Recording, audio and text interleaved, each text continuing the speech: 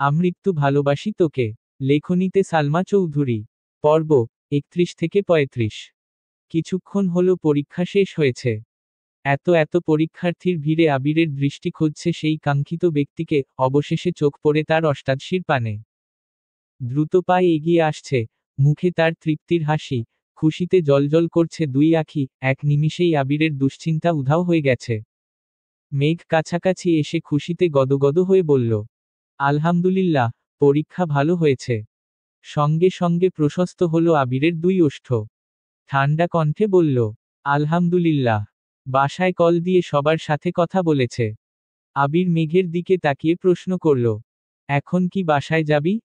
বাসায় যাওয়ার কথা শুনেই মেঘের মনটা খারাপ হয়ে গেছে। 24 ঘন্টা বাসায় থাকতে থাকতে বিরক্ত হয়ে গেছে। কোচিংয়ে যাওয়া বন্ধ হওয়ার পর শুধু একদিন ভাই বোনদের সাথে ঘুরতে বের হয়েছিল। সেই থেকে বলতে গেলে ঘরবন্দি। মেঘের মন খারাপ দেখে আবির পুনরায় প্রশ্ন করল, ঘুরতে যাবি? সহসা মেঘ হাসিমুখে আবিরের দিকে তাকিয়েছে। কিন্তু হাসিটা কয়েক সেকেন্ডেই গায়েব হয়ে গেছে। মনে পড়ে গেল কিছুদিন আগের খাতা পুরানোর ঘটনা। যার মনে মেঘের জন্য বিন্দু মাত্র জায়গা নেই, তার সাথে কথা বলায় বেমানান, ওনার নাম লেখাতে যেই মানুষটা কয়েক মিনিটের মধ্যে সম্পূর্ণ খাতা পুড়িয়ে ফেলেছেন, সেই মানুষটার থেকে দূরে থাকায় শ্রেয়। মেঘ মাথা নিচু করে উত্তর দিল, না, বাসায় চলে যাব। আবির কপাল কুঁচকে কেমন করে চেয়ে আছে। আবির খুব ভালো করেই বুঝতে পারছে, তার অষ্টাদশী অভিমান করে আছে। আবির গম্ভীর কণ্ঠে বলল, আগে চল খেতে যায়। তোর জন্য তাড়াহুড়োতে সকালে না খেয়ে বের হচ্ছি। খুব ক্ষুধা লাগছে। আজ শহর জুড়েই জ্যাম। পরীক্ষার্থীদের ভিড়ে গাড়ি এক জায়গাতেই ঘন্টার পর ঘন্টা আটকে আছে। মেঘকে নিয়ে নাস্তা করে বেরিয়েছে। 1 ঘন্টায় বিশাল জ্যাম পেরিয়ে বাইক ছুটছে নিরুদ্দেশের পথে। মেঘ দুবার জিজ্ঞেস করেছে, কোথায় যাচ্ছি? কিন্তু আবির কোনো উত্তর দেয়নি। ঘণ্টাখানেকের মধ্যে পৌঁছে গেছে এক অপরূপ সুন্দর জায়গায়। উত্তরা 15 নম্বর সেক্টরের সুপরিচিত সেই জায়গার নাম দিয়াবাড়ি। দিয়াবাড়ি সবসময়ই বেশ জনপ্রিয়। তবে শরৎকালে কাশফুলের শুভ্রতায় এই স্থানের মাধুর্যতা কয়েকগুণ বেড়ে যায়। আকাশে যেমন সাদা মেঘেরা ঘুরে বেড়াচ্ছে, তেমনি প্রকৃতি জুড়েও সাদার মেলা। মুগ্ধ আখিতে কাশফুল দেখছে মেঘ। কাশফুলের শুভ্রতায় মেঘের মন ফুরফুরে হয়ে গেছে। গুটি গুটি পায়ে এগিয়ে গিয়ে আলতো হাতে কাশফুল ছুঁয়ে দিচ্ছে। এদিকে আবির বাইকে হেলান দিয়ে দুর্বোধ্য দৃষ্টিতে তাকিয়ে সেই দৃশ্য দেখছে। মুহূর্তেই আবিরের ঠোঁটের কোণে হাসির ঝলক দেখা গেল। আনমনে বলে উঠল, মানুষ শুধু শরতে কাশফুলের মায় পড়ে, অথচ আমি প্রতিদিন, প্রতিক্ষণ শুধু তোর মায় পড়ে থাকি। মেঘের মনে আনন্দের সীমা নেই। আনন্দ হবে নাই বা কেন? ঢাকা শহরে থেকেও এত বছরে কোনোদিন এই জায়গায় আসতে পারেনি। শুধু 2-1 বার নামই শুনেছে। বাবা কাকারা ব্যবসার কাজে এতই ব্যস্ত থাকেন যে, সবাইকে নিয়ে ঘুরতে যাওয়ার সময়ই নেই কারো। কাকামনি মাঝে মাঝে মেঘ, মিম আর আদিকে নিয়ে বের হলেও সেটা 3 মাসে একবার। অথচ আবির দেশে ফিরেছে সবেমাত্র 4 মাস হবে। এই অল্প সময়ই আবির মেঘকে নিয়ে ঢাকার আশেপাশে সব জায়গা ঘুরে ফেলেছে। অবশেষে আজ কাশফুলের রাজ্যেও নিয়ে আসছে, ভাবতেই পারছে না মেঘ। আবির মেঘকে বুঝতে না দিয়ে, মেঘের বেশ কিছু ছবি তুলেছে। ফোন পকেটে রেখে, কতগুলো কাশফুল একসাথে এনে মেঘের দিকে এগিয়ে দিয়ে বলল, তোর কিছু ছবি তুলে দিব? মেঘ আবিরের দিকে তাকিয়ে হেসে ফেলল। সেও মনে মনে ভাবছিল, মোবাইলটা নিয়ে আসলে ছবি তুলতে পারত, কিন্তু আবির ভাইকে এই কথা বলার সাহস পাচ্ছিল না। আবির মেঘের মনের কথা বলে ফেলেছে, তাই না চাইতেও মেঘ হেসে ফেলেছে। আবির কয়েকটা ছবি তুলে দিয়েছে। ছবিগুলো দেখে মেঘ স্বাভাবিক কণ্ঠে বলল, ধন্যবাদ। আমরা কি এখন চলে যাব? আবির ভ্রু কুঁচকে বলে উঠল, এত স্বার্থপর কেন তুই? মেঘ চোখ বড় করে তাকিয়ে শুধালো, মানে? আবির বিরক্তির স্বরে বলল, এই এত কষ্ট করে এতদূর নিয়ে আসলাম তোকে, ছবিও তুলে দিলাম। একটা বার বলতে তো পারতি, দেন আপনাকে 2টা ছবি তুলে দেয় বা একটা সেলফি অন্তত তুলি। যেই নিজের ছবি তোলা শেষ অমনি বাসায় জায়গা, স্বার্থপর একটা। আমি স্বার্থপর হলে আপনি হিটলার। মুখের উপর মেঘ জবাব দিয়ে ফেলছে। আবির কপালে কয়েক ভাঁজ ফেলে, ভারী কণ্ঠে বলল, আমি হিটলার হলে তুই হিটলারের নানি। এ যেন বিতর্ক প্রতিযোগিতা চলছে। মেঘ ভেংচি কেটে বলল, জীবনেও না।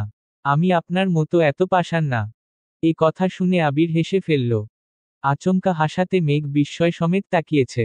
মেঘ ভেবেছিল আবির ভাই হয়তো রেগে যাবেন, কিন্তু উনি হাসছে দেখে বেশ অবাক হয়েছে। আবির গলা খাকারি দিয়ে গম্ভীর কণ্ঠে বলা শুরু করল, সামান্য একটা কারণে গত 9 বছর তুই আমার সাথে কথা বলিসনি। তুই ভুল করলে বড় ভাই হিসেবে কি তোকে শাস্তি দেয়ার অধিকার ছিল না আমার? এই এতগুলো বছরে একটা বার কথা বলিসনি আমার সাথে, তখন একবারের জন্যও কি নিজেকে পাষাণ মনে হয়নি তোর? হয়তো দেশে না ফিরলে এখনো কথা বলতি না। একবারও মনে হয়নি এই মানুষটার সাথে কথা বলা উচিত? তোর এই অসীম দূরত্বে সেই মানুষটারও খারাপ লাগতে পারে, ভেবেছিস কখনো? ভাবিসনি? মেঘ শান্ত চোখে তাকিয়ে আছে। ওষ্ঠদয় কাঁপছে তিরতির করে। আবির ভাইয়ের সাথে এত বছরে একবারের জন্য ও কথা বলতে ইচ্ছে হয়নি তার। অথচ ওনাকে দেখার পর, ওনার ভারী কণ্ঠে বলা এক একটা কথা, অনুভূতিহীন আচরণ, ক্রোধিত আঁখি, তাকানোর স্টাইল, ঘন কালো চুল আর গাল ভর্তি ছোট ছোট দাড়ি দেখে ধীরে ধীরে প্রেমে পড়তে বাধ্য হয়েছে। আবির ভাই তো দেশে ফিরে আবারও থাপ্পড় দিয়েছে তাকে। কই এবার তো সে কথা বন্ধ করেনি। রাগ, অভিমান শেষে ঠিকই বার কথা বলেছে। সেদিন খাতা পুরালো, তারপরও আজ সেই মানুষটার সাথেই ঘুরতে এসেছে। তাহলে এত বছর কেন কথা বলতে ইচ্ছে হয়নি তার? মেঘ কিছু বলছে না দেখে আবির বাইকের দিকে চলে যাচ্ছিল, মেঘ আচমকা বলে উঠল, আপনার সাথে একটা ছবি তোলা যাবে? আবির মুচকি হেসে উত্তর দিল, ওয়াই নট। ঘোরাঘুরি শেষে বাসায় ফিরছে। মেঘের হাতে অনেকগুলো কাশফুল। তার খুব ইচ্ছে করছে এগুলো বাসায় নিয়ে মিমার আদিকে দেখাবে। কিন্তু আবিরের করা নিষেধ বাসায় নেয়া যাবে না। বাধ্য হয়ে মানতে হলো আবির ভাইয়ের কথা। রাস্তায় দুইটা পিচ্ছি মেয়েকে ফুলগুলো দিয়ে বাসায় চলে আসছে। সময় চলছে নিজস্ব গতিতে। মেঘের পড়াশোনার অন্ত নেই। সবেমাত্র ঢাকা বিশ্ববিদ্যালয়ের পরীক্ষা শেষ হলো, সামনে মেডিকেল পরীক্ষা। পড়ার চাপ যতটা মেঘের, ঠিক ততটাই জান্নাতের। প্রতিদিন 3-4 ঘন্টা সময় নিয়ে পড়ানো। নিজে প্রশ্ন করে মেঘের পরীক্ষা নেয়া, সেগুলোর সমাধান করা। 15 দিনের মাথায় জগন্নাথ বিশ্ববিদ্যালয়ের ভর্তি পরীক্ষা। যতদিন না মেঘ চান্স পাচ্ছে ততদিন চলবে এই লড়াই। সপ্তাহ খানেক পরই ঢাকা বিশ্ববিদ্যালয়ের ইউনিটের ফলাফল প্রকাশিত হয়েছে। মেঘের সিরিয়াল আসছে। সেই খুশিতে খান বাড়িতে উৎসব চলছে, প্রতিটা মানুষই মহা খুশি, তবে মোজাম্মেল খান তেমন খুশি না। কারণ ওনার ইচ্ছে মেঘ মেডিকেলে পড়বে। বিশ্ববিদ্যালয়ের প্রতি ওনার আগ্রহ নেই বললেই চলে। বাড়ির সবাই হইচই করছে দেখে এক সময় ধমক দিয়েই বসলেন, মেডিকেল পরীক্ষা এখনো হয়নি। এত খুশি হওয়ার কিছু নেই। সামনে পরীক্ষা, পড়তে বসো গিয়ে। আবির রুমের বাহিরে বেকনিতে দাঁড়িয়ে নিচে সবার হই হুল্লোড় দেখছিল। তবে মোজাম্মেল খানের ধমকে আজ আবিরের রাগ হচ্ছে না। বরং মেঘের চান্স পাওয়ার খুশিতে এসব সামান্য বিষয়কে সে পাত্তাই দিচ্ছে না। কিন্তু মোজাম্মেল খানের ধমকে মেঘের মন খারাপ হতে সময় লাগল না। সিঁড়ি দিয়ে উঠে নিজের রুমে যেতে গিয়ে আবিরকে দেখেই থমকে দাঁড়ালো। শীতল চোখে তাকালো একবার। হয়তো বুঝতে চেয়েছিল রেজাল্টের কথা শুনে আবির ভাই খুশি হয়েছেন কি না। কিন্তু আবিরের অভিব্যক্তি বোঝা গেল না।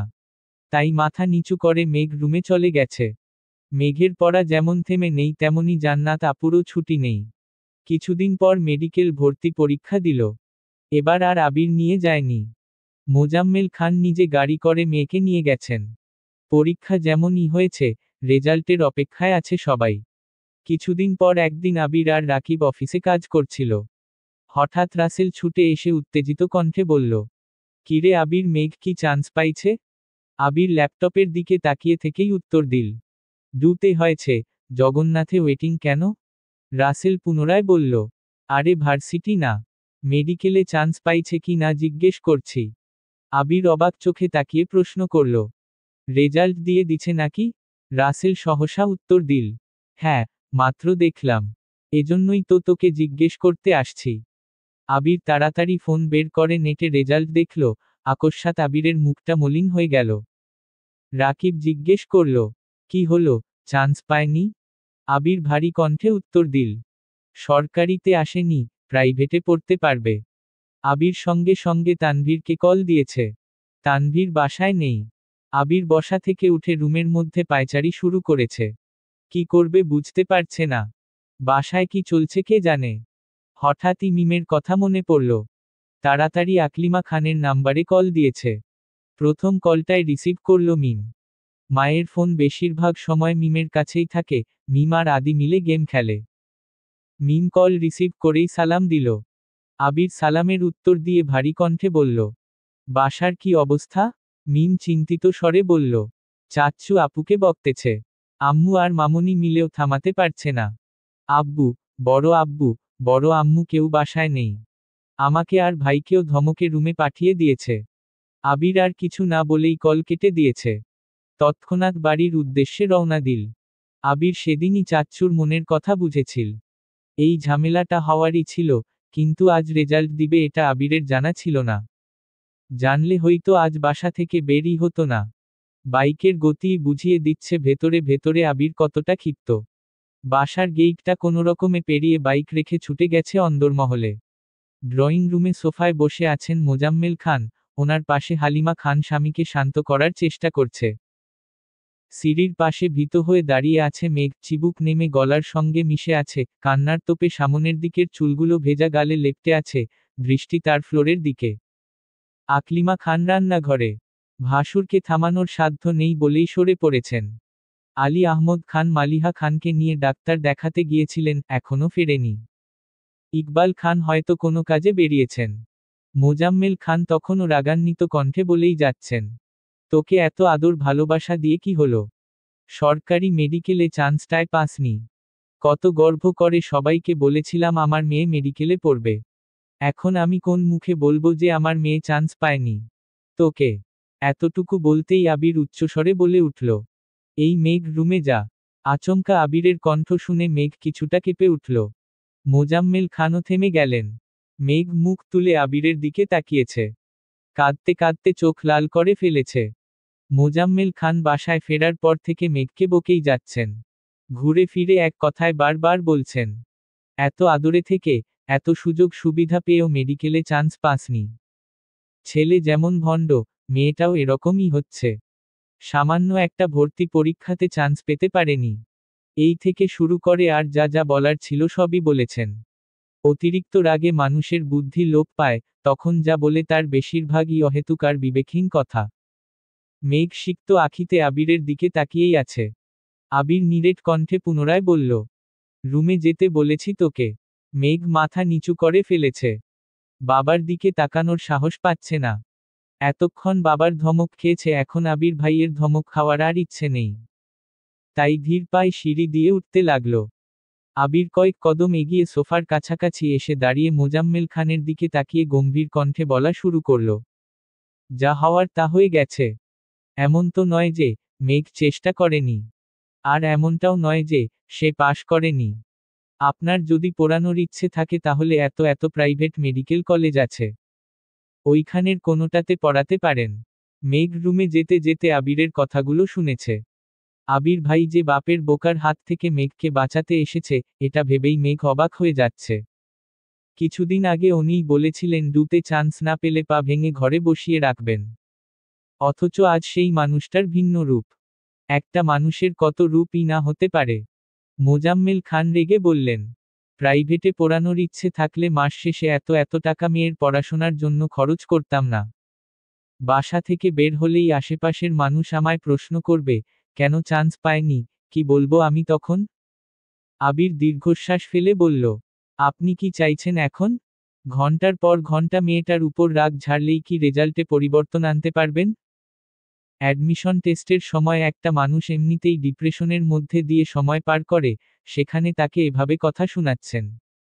আজ আপনার যতটা কষ্ট হচ্ছে, তার থেকেও 1000 গুণ বেশি কষ্ট হচ্ছে মেঘের। দিনরাত এক করে চান্স পাওয়ার জন্য পড়াশোনা সে করেছিল। বাবা মা হিসেবে ওকে সাপোর্ট করাটা আপনাদের দায়িত্ব ছিল। কিন্তু কি বলবো, আপনারা তো সন্তানের থেকেও সমাজকে বেশি প্রাধান্য দেন। কথাগুলো বলে আবির সিঁড়ি দিয়ে উঠে যাচ্ছে। মোজাম্মেল খান নিশ্চুপ বসে আছেন। ভেতরে ভেতরে এখনো রাগে ফুঁসছেন। কিন্তু আবিরের বলা কথাগুলোর প্রত্যুত্তর ছিল না বলেই চুপ করে গেছেন। হালিমা খানও শান্ত স্বরে স্বামীকে বুঝাচ্ছেন। মেঘ বিছানায় উপুর হয়ে শুয়ে কাঁদছে। চুলগুলো এলোমেলো হয়ে ছড়িয়ে আসে। আবির একটু শব্দ করেই দরজা ধাক্কা দিল। কিন্তু মেঘের কোনো সাড়া শব্দ নেই।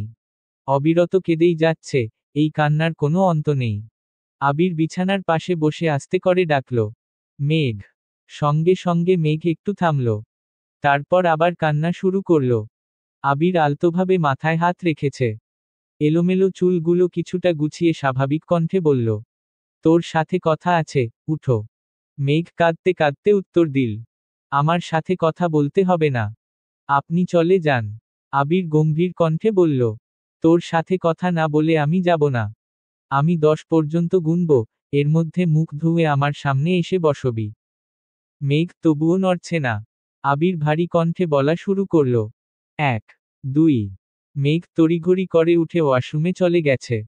মেঘের এই তড়িঘড়ি দেখে আবির মৃদু হাসল। মেঘ ফ্রেশ হয়ে আবির মুখোমুখি বসেছে। আবির মোলায়েম কণ্ঠে শুধালো, তুই কাঁদছিলি কেন? চান্স পাসনি বলে নাকি চাচ্চু বকেছে তাই? মেঘকে নিশ্চুপ থাকতে দেখে আবির আবার শুধালো, তুই কি মেডিকেলে পড়তে চাস? পড়তে চাইলে বল, প্রাইভেটেই পড়াবো তোকে। কেউ রাজি না হলে আমি তোকে পড়াবো। শুধু বল পড়তে চাস কি না? মেঘ মাথা নিচু করে উত্তর দিল, জানি না। এই প্রশ্নের উত্তর নেই মেঘের কাছে। কারণ ছোটবেলা থেকে ভালো স্টুডেন্ট হওয়ায় যে এসসি এর পর সবার মতো পরিবারের কথায় তাকেও সায়েন্স নিতে হয়েছিল। আর সায়েন্স নেয়া মানেই বাড়ির মানুষ ডাক্তার বানানোর স্বপ্ন দেখা শুরু করে। সবার স্বপ্নকে বাস্তবায়ন করতেই এতদিন সে চেষ্টা করে এসেছে। আবির শ্বাস ছেড়ে ভারী কণ্ঠে বলা শুরু করল, দেখ, যদি এমন হয় ডাক্তার হওয়ায় তোর একমাত্র লক্ষ্য, তুই মন প্রাণ দিয়ে চাস ডাক্তার হতে, তাহলে তুই প্রাইভেটে পড়তে পারিস। প্রাইভেট থেকে পড়েও প্রতিবছর হাজার হাজার ভালো ডাক্তার বের হচ্ছেন। কিন্তু যদি মনে হয় ডাক্তার হওয়া তোর একমাত্র স্বপ্ন নয়, তুই সায়েন্স নিয়েছিস, আর আশেপাশের মানুষ চাইছে তুই ডাক্তার হ, শুধুমাত্র তাদের ইচ্ছে পূরণ করতে মনের বিরুদ্ধে তুই ডাক্তার হতে চাচ্ছিস, তাহলে আমি বলবো কোনো দরকার নেই। কারো কথায় বা কারো চাপে নিজের ইচ্ছেকে কখনোই মাটি চাপা দিবি না। তোর যেখানে পড়তে ইচ্ছে করে তুই সেখানেই পড়তে পারিস। কে কি বলবে সেটা আমি বুঝব। মেঘ নির্বাক চোখে চেয়ে আছে আবির ভাইয়ের মুখের পানে। আবিরের বলা কথাগুলো শুনে মেঘের চোখ আবারও টলমল করছে। তার আব্বুও তো কথাগুলো এভাবে বলতে পারত। আবির তপ্ত স্বরে পুনরায় বলল, পৃথিবীর মানুষ কি ভাবছে তাতে আমার কিছু যায় আসে না। তোর ইচ্ছেটাই আমার কাছে সবচেয়ে মূল্যবান। দিন শেষে আমি তোর মুখে মিষ্টি হাসি দেখতে চাই। কারো কথায় নয়, নিজে সিদ্ধান্ত নিবি তুই কি চাস। আবারও বলছি, তুই যা চাস তাই হবে। আবির চলে গেছে। আবিরের দেয়া সান্ত্বনাতে আর কিছু হলো কি না জানা নেই, তবে মেঘের কান্না থেমে গেছে। দীর্ঘ সময়ের অশান্ত মন শান্ত হয়ে গেছে। তবে এখন নিচে যাওয়ার কোনো ইচ্ছে তার নেই। লাইট অফ করে শুয়ে শুয়ে ফোন চাপছিল। বন্যার সাথে কথা হয়নি, বন্যাকে 2 বার কল দিয়েছে। কিন্তু কোনো খবর নেই। ফেসবুকে ঘুরতে ঘুরতে আবির ভাইয়ের একটা ছবি সামনে আসছে। এতদিন পড়াশোনার চাপে আবির ভাইয়ের আইডিটাও ঘুরে দেখা হয় না। তাই আজ সময় নিয়ে আইডিতে ঘুরতেছে। হঠাৎই চোখে পড়ল সামনে আবির ভাইয়ের জন্মদিন। মেঘ দিন গুনছে, আর মাত্র 3 দিন বাকি। কিভাবে কি করবে এসব ভাবতে ভাবতে রেজাল্টের চিন্তা মাথা থেকে চলে গেছে। তারপর কখন যে ঘুমিয়ে পড়েছে কে জানে। কিছুক্ষণের মধ্যে মালিহা খান আর আলী আহমদ খান বাসায় ফিরেছেন। মেঘের মন খারাপ শুনে দেখতেও গিয়েছিলেন। কিন্তু মেঘ ঘুমাচ্ছে দেখে ডাকেননি। ছোটবেলা থেকেই মেঘের ঘুম অনেক গভীর, আর ঘুমের মধ্যে মেঘকে ডাকলে মাথা ব্যথা করে। তাই সচরাচর কেউই ডাকে না। কিছুক্ষণ পর আবির মায়ের রুমে গেছে। কিছুদিন যাবতই মালিহা খানের প্রেশার বাড়তি, মাথা ভার হয়ে থাকে, চোখে ঝাপসা দেখছিলেন। আবির মায়ের কাছে কিছুক্ষণ বসে খাবার খাইয়ে তারপর ঔষধ খাইয়ে নিজের রুমে আসছে। এটুকু সময়ের মধ্যে আলী আহমদ খান রুমে আসেননি। হয়তো বা 2 ভাই অন্য রুমে কথা বলছেন। ঘণ্টাখানেক পর তানভীর বাসায় ফিরেছে। আবিরের কাছ থেকে সবই শুনেছে। মেঘকে দেখতেও গিয়েছিল কিন্তু লাইট অফ দেখে সেও ডাকেনি। রুমে বসে কি করবে বুঝতে পারছে না। তখনই বন্যার নাম্বার থেকে কল আসছে। তানভীর অবিশ্বাস্য চোখে তাকিয়ে কলটা রিসিভ করল। বন্যা বলল, আসসালামু আলাইকুম। তানভীর উত্তর দিল, ওয়ালাইকুম আসসালাম। বন্যা চিন্তিত কণ্ঠে শুধালো, আপনি কি বাসায়? মেঘ কোথায় বলতে পারবেন? এতগুলো কল দিচ্ছি রিসিভ করছে না তো, তাই বাধ্য হয়ে আপনাকে কল দিলাম। তানভীর স্বাভাবিক কণ্ঠে জবাব দিল, আমি বাসায়। বনু তো ঘুমাচ্ছে, মনে হয় ফোন সাইলেন্ট করা। বন্যা আবার প্রশ্ন করল, মেঘের কি সরকারিতে চান্স হয়েছে? তানভীর ভারী কণ্ঠে উত্তর দিল, না, প্রাইভেটে। তোমার? বন্যা মন খারাপ করে বলল, আমারও। তানভীর ধীর কণ্ঠে বলল, চিন্তা করো না, যা হবে ভালোই হবে। দুতে তো তোমারও চান্স হয়েছে শুনলাম। বনুরে বুঝাইয়া দুজনেই ভর্তি হয়ে পড়ো। হয়তো আল্লাহ চাচ্ছেন দুই বান্ধবী একসাথে থাকো। বন্যা মৃদু হেসে উত্তর দিল, হয়তো বা দোয়া করবেন। আল্লাহ হাফেজ। তানভীর ও আল্লাহ হাফেজ বলে ফোন রেখে দিয়েছে। অনেক ভেবেচিন্তে মেঘ একটা প্ল্যান করেছে। আবির ভাইয়ের জন্মদিনের দিনই সে আবির ভাইকে নিজের ভালোবাসার কথা বলবে। হ্যাঁ হোক বা না, সে এই লুকোচুরির সমাধান চাই। অষ্টাদশী যতটা উত্তেজিত ঠিক ততটাই আতঙ্কিত। মনটা শুধু কু গাইছে। সকাল থেকে বন্যাকে কম করে হলেও 100 বার কল করেছে। মেঘ বিশাল এক লিস্ট তৈরি করেছে, কিন্তু শপিং করতে সে যাবে কিভাবে? গতকালই রেজাল্ট দিল। এই অবস্থায় শপিং এ যাবে বললে আব্বু কি করবে আল্লাহ জানেন। আলী আহমদ খান আর মালিহা খান সকাল থেকে বেশ কয়েকবার মেঘকে বুঝিয়ে গেছেন। কিন্তু সেসব শুধুই পড়াশোনা নিয়ে। শপিং এ যেতে দিবে কি না। আবার যেতে দিলেও যদি আম্মু বা বড় আম্মু সঙ্গে যায় তাহলে তো আবির ভাইয়ের জন্য কিছুই নিতে পারবে না সে। বিকেলের দিকে আবারও বন্যাকে কল দিয়েছে। মেঘ, আমি কি করব বল না, প্লিজ। বন্যা, তোকে তো বললাম, তুই বাসা থেকে বের হলে আমায় জানাইস, আমি শপিং এ যাব তোর সাথে। কিন্তু বাসায় বসে থেকে কি করব করিস না। মেঘ, বাসা থেকেই তো বের হতে পারবো না। বন্যা, তাহলে একটাই উপায় আছে, অনলাইনে অর্ডার করতে পারিস। মেঘ, সেটা কিভাবে করে? আমি তো কখনো করিনি। বন্যা, আমিও করিনি। কিন্তু আপু মাঝে মাঝে অনলাইনে কেনাকাটা করে। কিন্তু বিস্তারিত জানি না। মেঘ, এখন কি করব? বন্যা, তোর ভাইকে জিজ্ঞেস করতে পারিস। মেঘ, ভাইয়াকে বলার সাহস নাই আমার।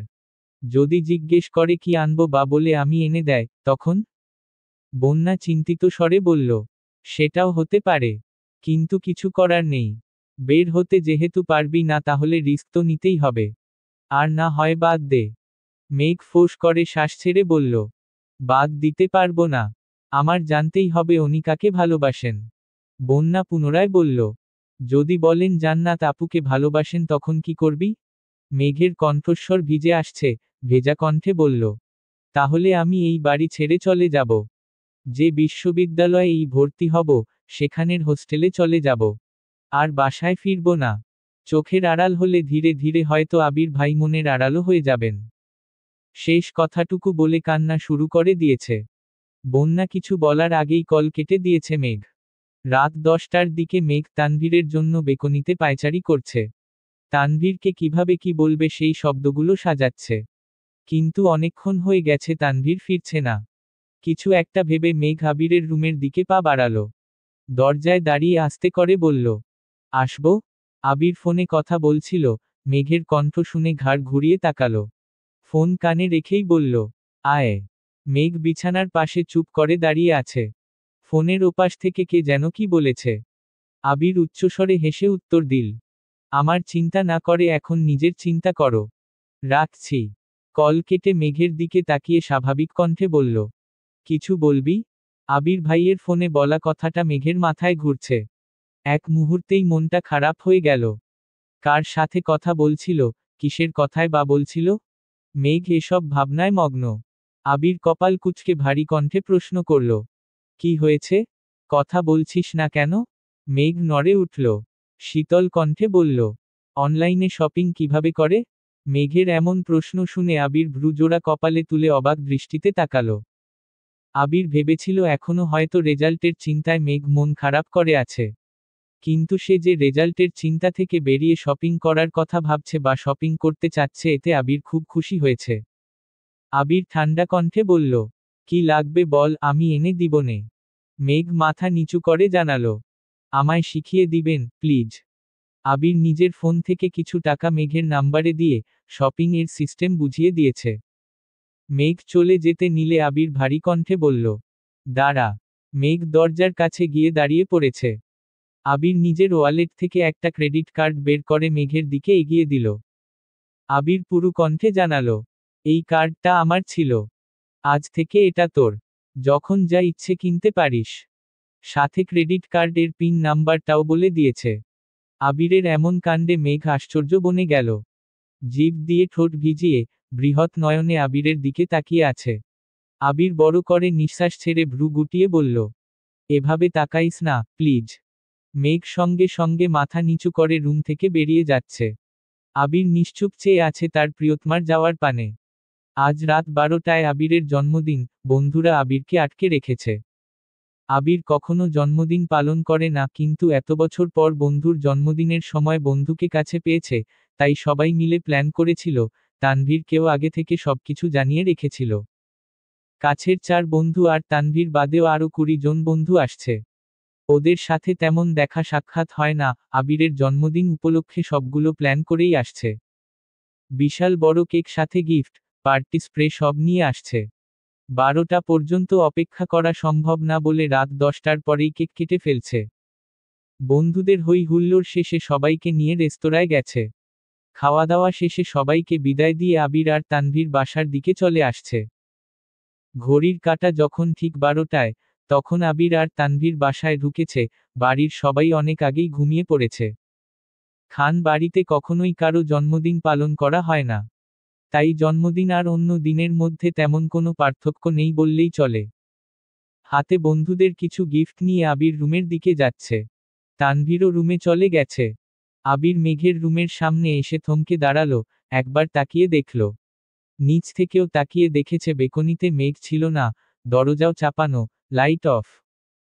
প্রতিদিন অপেক্ষা করলেও আজ মেঘ ঘুমিয়ে পড়েছে, এটা ভেবে আবিরের মন কিছুটা খারাপ হলো।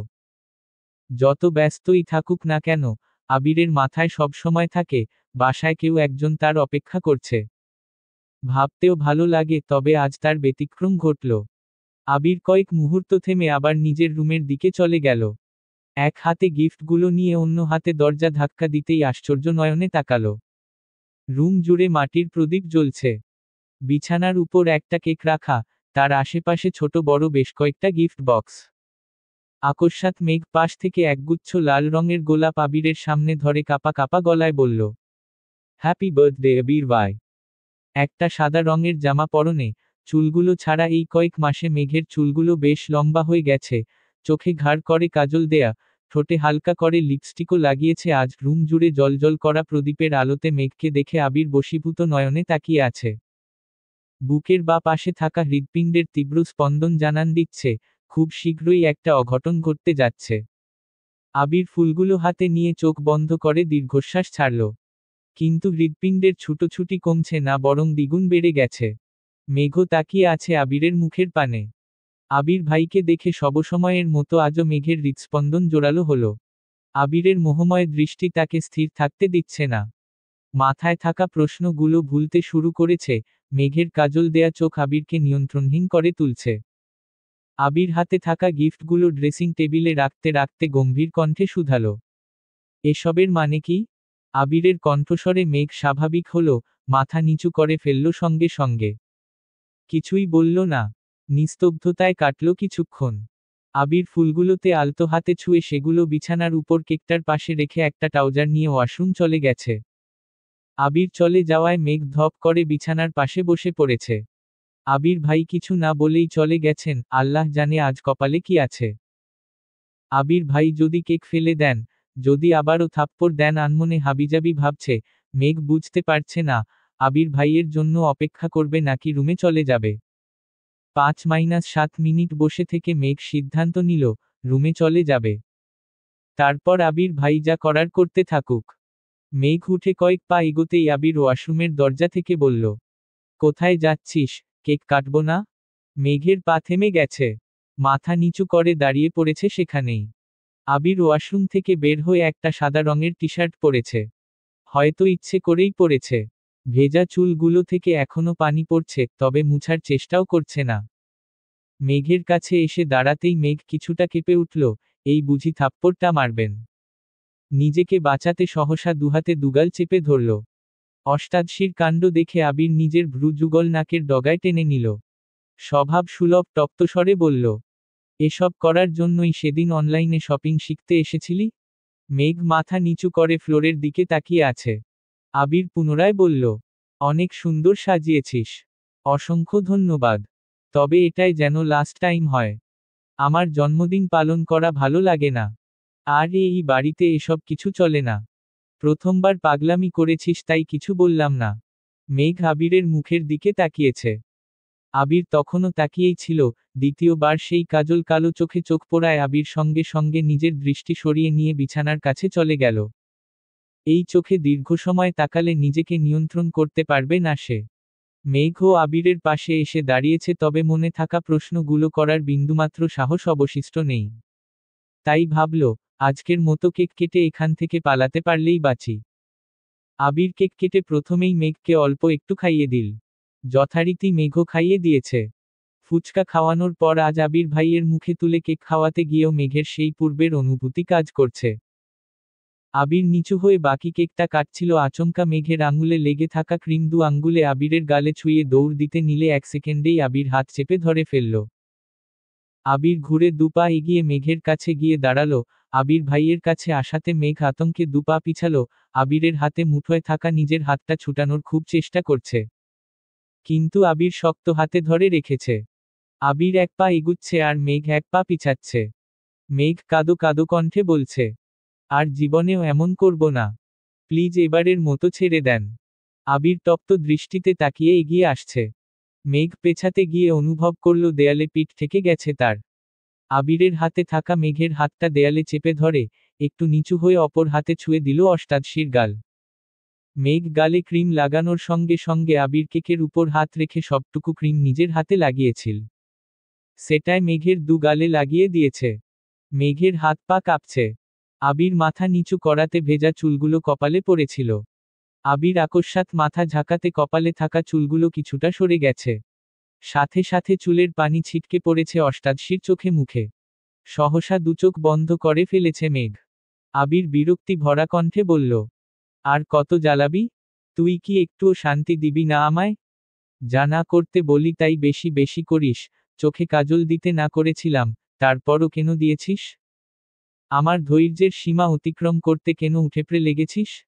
আবির বুঝতে পারছে মেঘের নিঃশ্বাস বন্ধ হয়ে আসছে। আবিরের হাতে থাকা হাতটা খুব জোরে কাঁপছে। অষ্টাদশীর সম্পূর্ণ দেহ তীব্রভাবে কম্পিত হচ্ছে। আবির আপাদমস্তক দেখল একবার, আবির মেঘের হাতটা ছেড়ে দুপা পিছিয়ে গেল। আবির দূরে সরাতে মেঘ যেন হাঁপ ছেড়ে বেঁচেছে। দীর্ঘশ্বাস ছেড়ে নিজেকে কিছুটা স্বাভাবিক করে রুম থেকে ছুটে পালালো। আবিরও দরজা পর্যন্ত এগিয়ে গেল। ততক্ষণে মেঘ নিজের রুমে চলে গেছে। আবির বিছানায় বসে ফুলগুলো হাতে নিয়ে গন্ধ শুকে দীর্ঘ চুমু এঁকে দিল। হাত ধুয়ে এসে ধীরে ধীরে সবগুলো গিফট খুলে দেখল। অনলাইনে ছেলেদের জন্য যা যা পেয়েছে সবই নিয়ে নিয়েছে। সবগুলোই মোটামুটি সুন্দর ছিল। আবির জিনিসগুলো সুন্দর করে গুছিয়ে রেখে ঘুমিয়ে পড়েছে। আজ শুক্রবার, সেই রাতের পর মেঘ আর আবিরের সামনে পড়েনি। ভয়, আতঙ্কে নিজেকে রুমের মধ্যে বন্দি করে রেখেছে। আব্বুর সামনেও যায় না। দুপুরের দিকে যেই না রুম থেকে বের হতে যাবে তখনই আবিরের মুখোমুখি হলো। আবির নামাজের জন্য বের হইতেছিল। মেঘকে দেখে থামল, মৃদুস্বরে বলল, নামাজ পড়ে রেডি হইস, একটা প্রোগ্রামে নিয়ে যাব তোকে। মেঘ আস্তে করে বলল, কিসের প্রোগ্রাম? আবির ঠান্ডা কণ্ঠে উত্তর দিল, সেটা গেলেই বুঝতে পারবি। রেডি হয়ে বের হয়ে পড়িস। আমি বাহিরেই থাকব। মেঘ আর কিছু বলল না। আবির টুপি মাথায় দিতে দিতে বাসা থেকে বেরিয়ে পড়েছে। আবিরের কথামতো নামাজ পড়ে মেঘ একটা গর্জিয়াস ড্রেস পরে সুন্দর করে সেজেছে। তবে আজ ভুল করেও সে কাজলে হাত দেয়নি। ঘন্টা দুয়েক পর মেঘ রুম থেকে বেরিয়েছে। বিকেল বেলা ড্রয়িং রুম সবসময় ফাঁকা থাকে, তাই কারো কোনো প্রশ্নের সম্মুখীন হতে হয়নি তাকে। বাসা থেকে বের হয়ে কিছুটা যেতেই চোখে পড়ল আবির ভাই দাঁড়িয়ে আছে। প্রতি শুক্রবারের মতো আজও পাঞ্জাবি পরেছেন, তবে আজকেরটা একটু গর্জিয়াস। মেঘ কাছাকাছি আসতেই আবির মৃদু হেসে বলল, মাশাআল্লাহ, অনেক সুন্দর লাগছে তোকে। মেঘ মাথা নিচু করে বিড়বিড় করে বলল, আপনাকেও অনেক সুন্দর লাগছে। আবির কথাটা শুনে নিঃশব্দে হেসে হেলমেট পরে নিল। তারপর মেঘকেও নিজের হাতে হেলমেট পরিয়ে বাইক স্টার্ট দিল। 30 মিনিটের রাস্তা জ্যাম পেরিয়ে 1 ঘন্টা 30 মিনিটে পৌঁছেছে। বাইক পার্ক করে মেঘকে নিয়ে ঢুকলো একটা কমিউনিটি সেন্টারে। মেঘ কিছু জিজ্ঞেস করতে গিয়েও ভয়ে জিজ্ঞেস করতে পারছে না। তাই বাধ্য মেয়ের মতো আবিরের পিছন পিছন গেট পেরিয়ে ভেতরে ঢুকল। কিছুদূর যাওয়ার পরই চোখ পড়ল স্টেজের দিকে। অসংখ্য ফুল দিয়ে সাজানো সুন্দর একটা স্টেজে লাল লেহেঙ্গা পরে বউ বেশে বসে আছে এক সুন্দরী, ওনার পাশে জামাই সেজে এক সুদর্শন এক পুরুষ বসে আছে, ফটোগ্রাফার বিভিন্ন স্টাইলে তাদের ছবি তোলায় ব্যস্ত। মেঘ স্টেজের দিকে তাকিয়ে সেই দৃশ্য দেখে চমকে উঠে বলল, জান্নাত আপু। আবির মেঘের দিকে তাকিয়ে কিছু না বলে শুধু মুচকি হাসল। মেঘ আবিরের দিকে একবার দেখছে আবার জান্নাত আপুর দিকে। উত্তেজিত কণ্ঠে পুনরায় শুধালো, সত্যিই কি জান্নাত আপুর বিয়ে? আবির স্বাভাবিক কণ্ঠে উত্তর দিল, হ্যাঁ। মেঘ আনমনে বলল, হঠাৎ? আবির হাসি মুখে জবাব দিল, হঠাৎ না, বিয়ে অনেকদিন আগে থেকেই ঠিক ছিল। মেঘ আশ্চর্য নয়নে তাকিয়ে আছে। এতদিন জান্নাত আপুকে নিয়ে কতই না সন্দেহ করল, কত উল্টাপাল্টা কথা ভাবল। হাজার চেষ্টা করে এতমাস আবির ভাইয়ের প্রতি নিজের অপ্রকাশিত ভালোবাসা মনের ভেতর চাপা দিয়ে রেখেছিল শুধু জান্নাত আপুর জন্য। আবির ভাইয়ের সঙ্গে জান্নাত আপুকে জড়িয়ে কত বাজে চিন্তায় না করে এসেছে। এমনকি তাদের বিয়ে পর্যন্ত ভেবে নিয়েছিল। অথচ কি হলো, জান্নাত আপুর বিয়ে হচ্ছে তাও অন্য কারো সঙ্গে। এই ঘটনা স্বাভাবিকভাবে মেনে নেয়া অষ্টাদশীর পক্ষে অসম্ভব। হাবিজাবি ভাবতে ভাবতে মেঘের হঠাৎ মনে হলো পুরনো সেই কথাটা। আবির ভাইকে জিজ্ঞেস করেছিল, আপনি কি জান্নাত আপুকে ভালোবা? তৎক্ষণাৎ আবিরের দেয়া থাপ্পড়টা মনে পড়তেই মেঘ কিছুটা কেঁপে উঠল। মনে মনে ভাবছে, আবির ভাইয়ের সাথে যখন আপুর কিছু ছিলই না তাহলে এতদিন এটা ক্লিয়ার করে বলেননি কেন আমায়? অবশ্য বলবেনই বা কেন, উনি কি আর আমার অনুভূতি বুঝেন?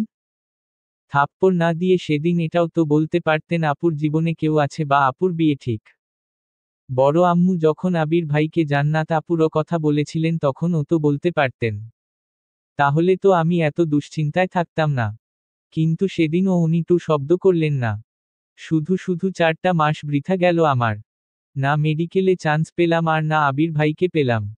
আবিরের দিকে একবার দেখল তারপর মন খারাপ করে মেঘ বলল, আপুর যে বিয়ে ঠিক এটা কি আপনি এতদিন বলেননি কেন?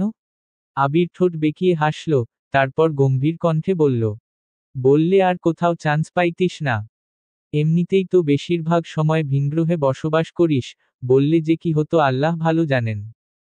আকস্মাৎ কেউ একজন আবিরকে উদ্দেশ্য করে তপ্ত স্বরে বলে উঠল, এতক্ষণে আসার সময় হয়েছে তোর, কখন আসতে বলছিলাম তোকে? আবির সেদিকে তাকিয়ে সহজ কণ্ঠে বলল, তোর স্পেশাল গেস্টকে নিয়ে আসছি, একটু তো সময় লাগবেই। স্পেশাল গেস্টের কথা বলেছিস বলে বেঁচে গেলি। সহসা মেঘের উদ্দেশ্যে বলল, ওয়েলকাম, ম্যাম। মেঘ ঘাড় ঘুরিয়ে তাকালো, ভূত দেখার মতো চমকে উঠে বলল, ভাইয়া আপনি? রাকিব সশব্দে হেসে উত্তর দিল, ইয়েস, ম্যাম। আবির ভ্রু কুঁচকে প্রশ্ন করল, ওনারা কোথায়? রাকিব হাসি মুখে বলল, খেতে বসছেন, তোদের জন্য অপেক্ষা করতে চাইছিল কিন্তু আমিই জোর করে বসালাম। আমি ওখানেই ছিলাম, লিমন বলল তোরা আসছিস তাই আসলাম। চল, স্টেজে যায়। আবির ভারী কণ্ঠে বলল, আরে না, ওরা ছবি তুলছে, একটু সময় দেয়া দরকার। পরে যাব নে। মেঘের মাথায় কিছুই ঢুকছে না, হচ্ছেটা কি?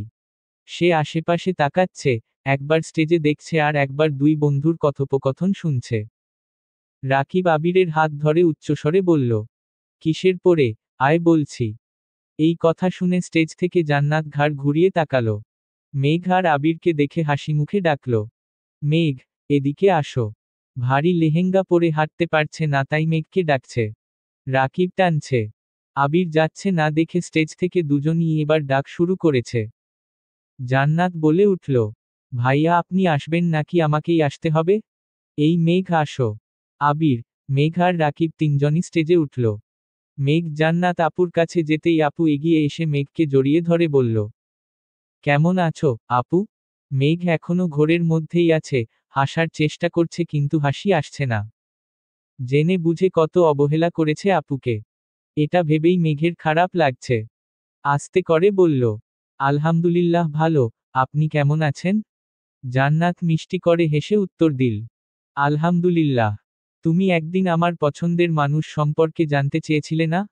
উনিই আমার সেই পছন্দের মানুষ, আলহামদুলিল্লাহ ওনার সঙ্গেই আমার বিয়ে হচ্ছে। এদিকে আবির উঠতেই নতুন জামাই আবিরকে জড়িয়ে ধরে বলল, এত ভাব কিসের তোর? সকাল থেকে কম করে হলেও 100 কল দিয়েছি। তোর আমার সাথে আসার কথা ছিল আর তুই এতক্ষণে আসলি। আবির কিছু বলার আগেই রাকিব বলে উঠল, তোমাদের আবেগ অনুভূতি পড়ে প্রকাশ করো। আগে আমি আমার স্পেশাল গেস্টের সাথে পরিচয় করিয়ে দেয়। মেঘের দিকে তাকিয়ে রাকিব হেসে বলল, ম্যাম, এই হলো আমার একমাত্র বোন জান্নাতুল ফেরদৌস জান্নাত। আপনি তাকে খুব ভালোভাবেই চিনেন। আর উনি হলেন আশরাফুল ইসলাম আসিফ। মেঘের বিস্ময় যেন কমছেই না। রাকিব ভাইয়ের আপন বোন জান্নাত আপু? অথচ এতদিনে একটা বার কেউ বলেওনি। এ কোন দুনিয়ায় আছে সে? আশরাফুল ইসলাম আসিফ মেঘের দিকে চেয়ে হালকা করে হেসে বলল, কেমন আছেন মিস মাহদিবা খান? নিজের পুরো নাম শুনে মেঘ অবাক চোখে তাকিয়েছে আসিফের পানে আর ভাবছে, আমার নাম উনি কিভাবে জানেন? আশরাফুল ইসলাম তখনও আবিরের কাঁধে হাত রেখেই দাঁড়িয়ে আছেন। কয়েক মুহূর্ত পর মেঘ ধীর কণ্ঠে বলল, আলহামদুলিল্লাহ ভালো। আপনি কেমন আছেন? আলহামদুলিল্লাহ ভালো। ধন্যবাদ আপু। মেঘ ভ্রু কুঁচকে প্রশ্ন করল, কেন? আশরাফুল ইসলাম স্বাভাবিক কণ্ঠে বললেন, আপনি চান্স পেয়েছেন বিধায় আজ আমি বিয়ে করতে আসতে পারছি।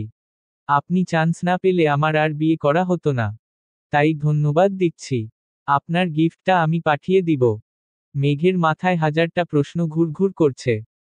হুট করে জান্নাত আপুর বিয়ে, আশরাফুল ইসলাম আসিফের বিয়ের সাথে মেঘের চান্স পাওয়ার সম্পর্ক, ওই লোকের মেঘের পুরো নাম জানা, আবির ভাইয়ের প্রতি এমন আচরণ। মেঘ ভাবছে, উনিও কি তাহলে আবির ভাইয়ের বন্ধু? আশরাফুল ইসলাম আসিফ আকস্মাৎ আবিরের পেটে গুঁথা দিয়ে বললেন, কিরে, বিয়ে কবে করছিস? আচমকা এমন প্রশ্নে আবির ভ্যাবাচেকা খেল। তারপর ভাব নিয়ে বলল, তোমার জন্যই তো করতে পারছি না। আসিফ হুঙ্কার দিয়ে বলে উঠল, ফালতু কথা একদম বলবি না। আমার বিয়ে আটকে রেখে এখন আবার বলছিস আমার জন্য করতে পারছিস না। আজ তো বিয়ে করছি আমি। তাহলে তুই কাল কর বিয়ে, না হয় আজই কর। আবির মুখ গোমরা করে আস্তে করে বলল, যদি পারতাম এখনই করে ফেলতাম। তুমি তো সবকিছু জানোই।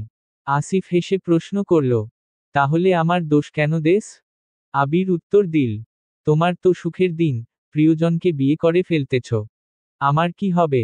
তোমার উপর দোষ দিয়েও যদি মনটাকে সান্ত্বনা দিতে পারি। তারপর আসিফ কানে কানে আবিরকে কি যেন বলল। আবির মেঘের দিকে একবার তাকালো। মেঘ নির্বোধের ন্যায় চেয়ে আছে। আশেপাশের ঘটনাগুলো অস্বাভাবিক লাগছে তবুও স্বাভাবিকভাবে মেনে নেয়ার চেষ্টা করছে।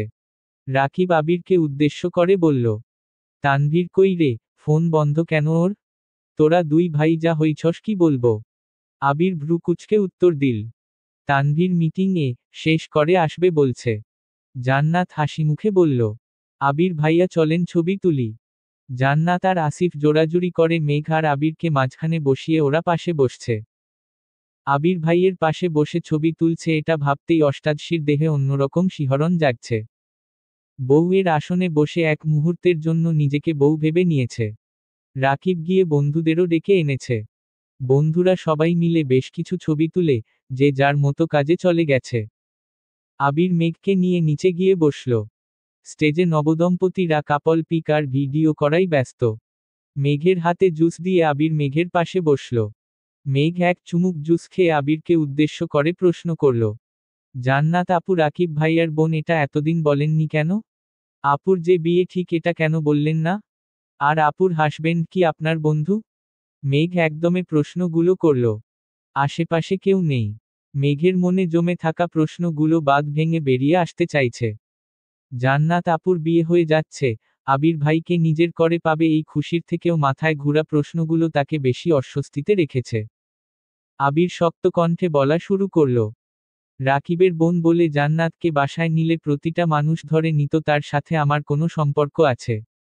যদিও কারো কারো মনে এমনিতেও অনেক সন্দেহ। শেষ পর্যন্ত আম্মু বিয়ের কথা বলেই ফেলল। আর যদি আমি তোকে পোড়ানোর মাঝপথে বলতাম যে জান্নাতের বিয়ে ঠিক তাহলে তুই সেই কথা বাসার সবাইকে বলতে 2 মিনিট সময়ও নিতি না। আমি জান্নাতের ব্যাপারে কোনো কথা বাসায় জানাতে চাচ্ছিলাম না। জান্নাতের হাসবেন্ড আমার বন্ধু নয় তবে কাছের কেউ। মেঘ পুনরায় প্রশ্ন করল, আমার চান্স পাওয়ার সাথে আপুর বিয়ের কি সম্পর্ক? আবির সহজ কণ্ঠে বলল, ঢাকা শহরে টিউটর পাওয়া কোনো সমস্যা নয়। তবে বেশিরভাগ টিউটরই শুধু টাকার জন্য পড়ায়। এই 3-4 মাস সময়টা প্রতিটা স্টুডেন্টের জীবনে একবারই আসে। আমার এমন একজনকে প্রয়োজন ছিল যে তোর পড়াশোনাটাকে গুরুত্ব দিবে, নিজের বোন ভেবে পড়াবে। জান্নাত রাকিবের বোন আর আমারও কাছের মানুষ, ও যতটুকু শ্রম তোর জন্য দিয়েছে ততটুকু বাহিরের কোনো টিউটর কখনোই দিত না। কিন্তু হঠাৎই ওর বিয়ের কথাবার্তা শুরু হয়ে গেছিল, বিয়ে হয়ে গেলে তোর প্রতি ওর গুরুত্ব কমে যেত, ওর পক্ষেও সবকিছু ম্যানেজ করা কষ্ট হয়ে যেত, নতুন টিউটর আনলে তোর মানাতে সময় লাগতো, তাই বাধ্য হয়ে জান্নাতের বিয়ে পিছিয়ে দিয়েছিলাম, এটাই বলছিল। বিস্ময় মেঘের ভ্রুজোড়া কপালে উঠে গেছে, বৃহৎ অক্ষিপট আবিরের চোখে মুখে নিবন্ধ। তাকে চান্স পাওয়ানোর জন্য আবির ভাই জান্নাত আপুর বিয়ে আটকে রেখেছিল, এটা ভেবেই প্রজাপতির ন্যায় উঠতে ইচ্ছে হচ্ছে মেঘের। তবে মনে মনে নিজের উপর ক্ষুব্ধও হচ্ছে। এতগুলো দিন আজেবাজে কথা ভেবে নষ্ট করেছে। মেঘের বুকের ভেতর হৃৎপিণ্ডের তীব্র ধুকপুক শুরু হয়ে গেছে। প্রেম প্রেম অনুভূতিরা মস্তিষ্ক জোরে বিচরণ করছে। মেঘ বিড়বিড় করে বলল, যেই মানুষটার অপ্রকাশিত সতর্কতায় এত তীব্র, সেই মানুষটার প্রকাশিত ভালোবাসা না জানি কত প্রখর। তখনই মেঘের চোখে পড়ল একটা খয়েরি রঙের শাড়ি পরা মেয়ে তাদের দিকেই এগিয়ে আসছে। শাড়িতে মেয়েটাকে অনেক সুন্দর লাগছিল, এই প্রথমবার কাউকে শাড়ি পরা দেখে মেঘেরও খুব ইচ্ছে করছে শাড়ি পরতে। মেয়েটা কাছাকাছি এসেই বলল, হাই কিউটি। মেঘ আগে থেকেই মেয়েটাকে দেখছিল, মেয়েটার কথা শুনে এবার আরিরও তাকিয়েছে। মেঘ সঙ্গে সঙ্গে আবিরের দিকে তাকালো, বুঝার চেষ্টা করল মেয়েটা আবিরের পরিচিত কিনা। মেয়েটা পুনরায় বলল, কেমন আছো কিউটি। বারবার কিউটি বলায় মেঘ কপাল কুঁচকালো। যদিও মেয়েটাকে সে চিনে না, যেহেতু নিজে থেকে কথা বলতে এসেছে তার মানে পরিচিতই হবে, তাই মেঘ উত্তর দিল, আলহামদুলিল্লাহ ভালো। আপনি কেমন আছেন। মেয়েটা মৃদু হেসে বলল, আলহামদুলিল্লাহ ভালো, তোমাকে সামনাসামনি দেখার খুব ইচ্ছে ছিল, অবশেষে তোমার দেখা পেলাম। মেঘ কিছু বলছে না, চুপচাপ চেয়ে আছে। মেয়েটা পুনরায় বলল, জানো, মাঝে মাঝে তোমার প্রতি খুব হিংসে হয়। মেঘ বিস্ময় সমেত তাকিয়ে প্রশ্ন করল, কেন। মেয়েটার সোজাসাপটা উত্তর, একটা মানুষ কতটা ভাগ্যবতী হতে পারে, তা তোমার কথা না শুনলে জানতামই না, দোয়া করি সারা জীবন সুখে থাকো। মেঘ জিজ্ঞাসু চোখে চেয়ে বলল, মানে। আবির মেঘের দিকে চেয়ে গলা খাকারি দিয়ে বলে উঠল, থাক, আর মানে বুঝতে হবে না। মেয়েটার দিকে না তাকিয়েই বলল, আপনাকে খোঁজে না পেয়ে হয়তোবা কেউ হয়রান হয়ে যাচ্ছে, আপনি বরং ওনার কাছে যান। মেয়েটা আস্তে করে বলল, আর কতদিন ভাইয়া। আবির গম্ভীর কণ্ঠে উত্তর দিল, বহুদিন। মেঘ নির্বাক চোখে তাকিয়ে আছে, এই বিয়ের অনুষ্ঠানে কি ঘটছে তার অর্ধেকের বেশিই মেঘের মাথার উপর দিয়ে যাচ্ছে। মেঘ আবিরকে প্রশ্ন করল, অনিকে। রিয়া, রাকিবের গার্লফ্রেন্ড। কি। রাকিব ভাইয়ার গার্লফ্রেন্ড। এত অবাক হওয়ার কি আছে। গার্লফ্রেন্ড থাকতে পারে না। পারে। কিন্তু উনি আমায় কিভাবে চিনে। মেঘ প্রশ্ন করল, রকির যেহেতু আমার বেস্ট ফ্রেন্ড, রাকিব যদি চিনে বা জানে তাহলে রিয়ার জানতে কতক্ষণ। গম্ভীর কণ্ঠে আবির বলল। মেঘ আর কথা বাড়ালো না। আজকে তার শখ খাওয়ারই দিন, একটু পর পর একটার পর একটা শখ খাচ্ছে, হুটহাট এক একজন এক এক কথা বলছে যাদের কাউকেই মেঘ চিনে না। আচমকা আবির উঠে গিয়ে একজনকে সালাম দিল। মহিলা সালামের উত্তর দিয়ে আবিরের বাহুতে হাত বুলাতে বুলাতে বললেন, কখন আসছিস, তোদের জন্য অপেক্ষা করছিলাম, তারপর তোর বন্ধু জোর করে খেতে বসালো নিয়ে। আবির মৃদু হেসে উত্তর দিল, কিছুক্ষণ আগেই আসছি। একটা 15 বছরের মেয়ে আর একটা 19 বছরের ছেলেও ছিল ওনার পেছনে। মেয়েটা আচমকা বলে উঠল, ভাইয়া, ভাবি কোথায়। মেয়েটার দেখাদেখি ছেলেটাও বলল, তুমি না বলছিলা ভাবিকে নিয়ে আসবা, ভাবি কোথায়।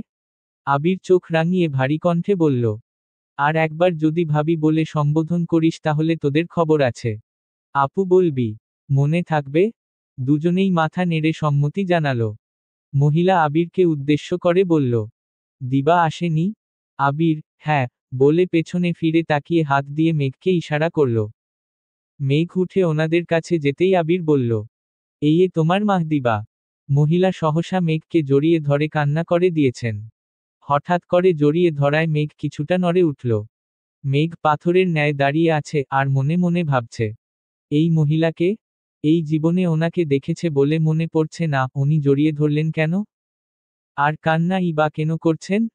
একটু পর মেঘকে ছেড়ে মহিলা কান্নারত কণ্ঠে বললেন, মাশাআল্লাহ, অনেক বড় হয়ে গেছিস, দোয়া করি আরো বড় হ। মেয়েটা হাত বাড়িয়ে বলল, হাই আপু, আমি আইরিন। মেঘও স্বাভাবিক হয়ে হাত বাড়িয়ে হ্যান্ডশেক করে বলল, হ্যালো, আমি মেঘ। ছেলেটা বলে উঠল, হ্যাঁ আমরা জানি, তুমি মাহদিবা খান মেঘ। বাই দা ওয়ে আমি আরিফুল ইসলাম আরিফ। জামাইয়ের নামের সঙ্গে মিল আছে দেখে মেঘ ধরে নিল ওনারা জান্নাত আপুর শাশুড়ি আর ননদ, দেবর হবেন। কিন্তু আবির ভাইয়ের সাথে কি সম্পর্ক, আর মেঘকেই বা কিভাবে চিনে তা বুঝতে পারছে না। মহিলা পুনরায় প্রশ্ন করলেন, তানভীর আসেনি? আবির বলল, না, আসবে কিছুক্ষণের মধ্যে। মেঘ আবারও অবাক হল, তানভীর ভাইয়াকেও চিনেন, কিন্তু ওনারা কারা? মুখের উপর জিজ্ঞেসও করতে পারছে না। তখনই মধ্যবয়স্ক একজন লোক আসছেন। আবির সালাম দিয়ে হ্যান্ডশেক করল, মেঘকেও ওই লোকের সাথে পরিচয় করিয়ে দিয়েছে। তখনই রাকিব আর রাসেল ডাকতে আসছে। আবির ওনাদের বসিয়ে মেঘকে নিয়ে খেতে চলে গেছে। খেতে বসেও মেঘের মাথায় শুধু মহিলার কান্না ঘুরছে। মেঘ না পেরে আবিরকে প্রশ্ন করেই ফেলল, আন্টিটা কে ছিল? আর উনি আমায় দেখে কান্না কেন করছিলেন? আবির দীর্ঘশ্বাস ছেড়ে বলল, আজ তোকে সবই বলবো।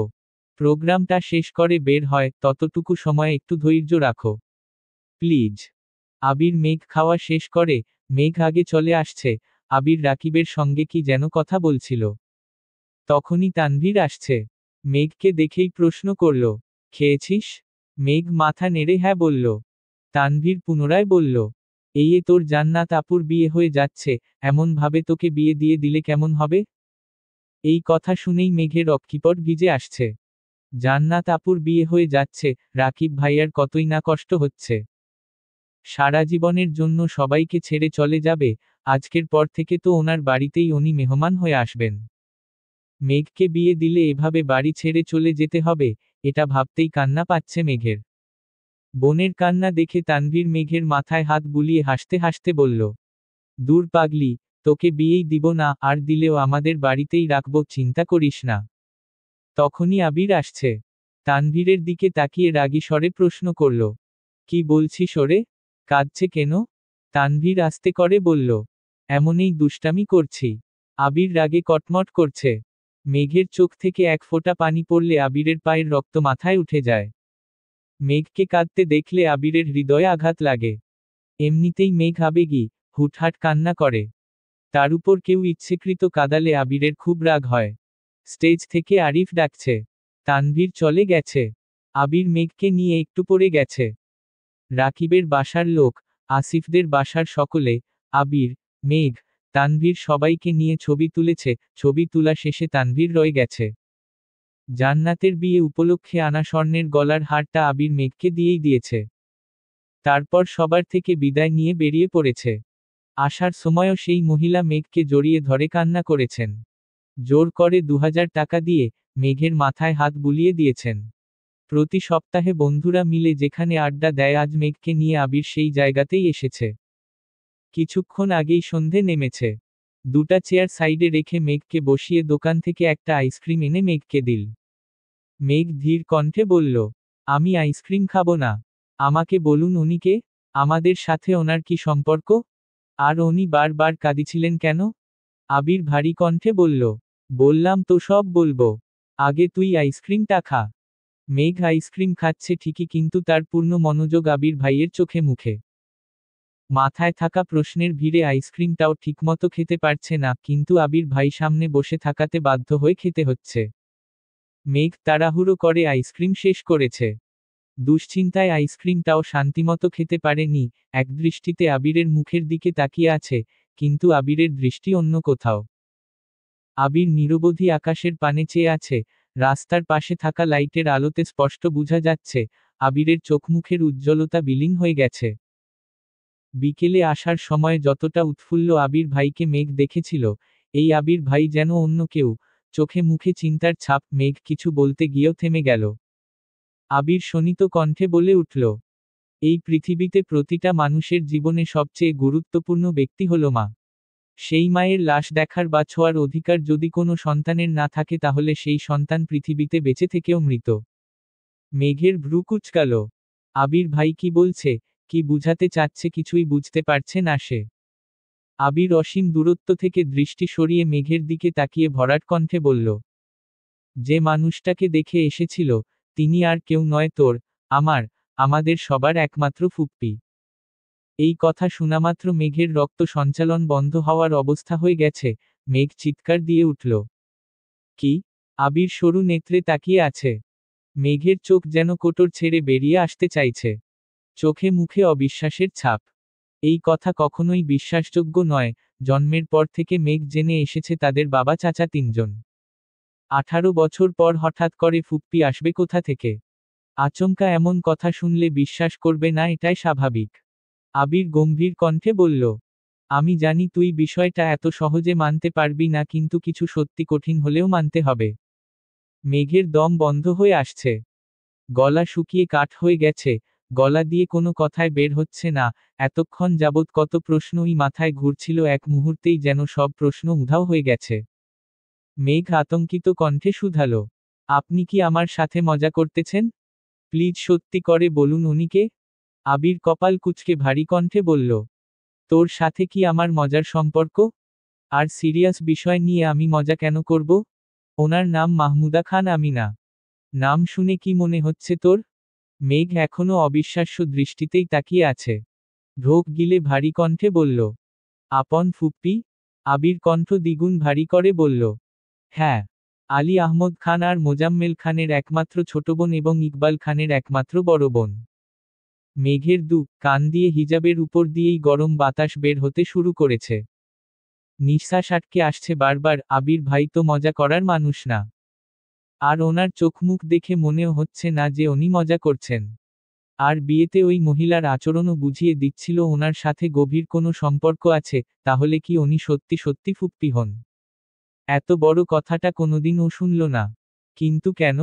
মেঘ ভাবনা চিন্তা করে প্রশ্ন করল, এত বছরে কোনোদিন তো ওনাকে আমাদের বাসায় যেতে দেখিনি। আব্বুদের আপন বোন হলে বাসায় যান না কেন? আবির মৃদু হাসল, ভরাট কণ্ঠে বলল, ওনাকে বাসায় যেতে দেখবি কিভাবে? তোর জন্মের প্রায় 10 বছর আগে উনি খান বাড়ি ছেড়েছেন। 27 বছর হবে ওই বাড়িতে পা পড়েনি ওনার।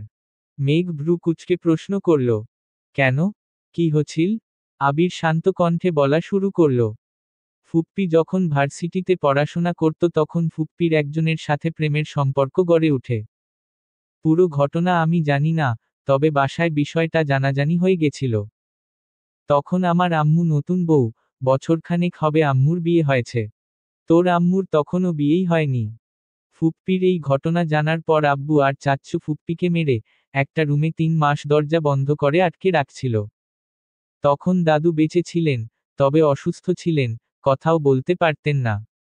আম্মু দাদুর যত্ন করত, আবার ফুপ্পির দেখাশোনাও করত। ফুপ্পি আম্মুর হাতে পায়ে ধরে অনেক কান্নাকাটি করেছে, কিন্তু আম্মুর কিছুই করার ছিল না।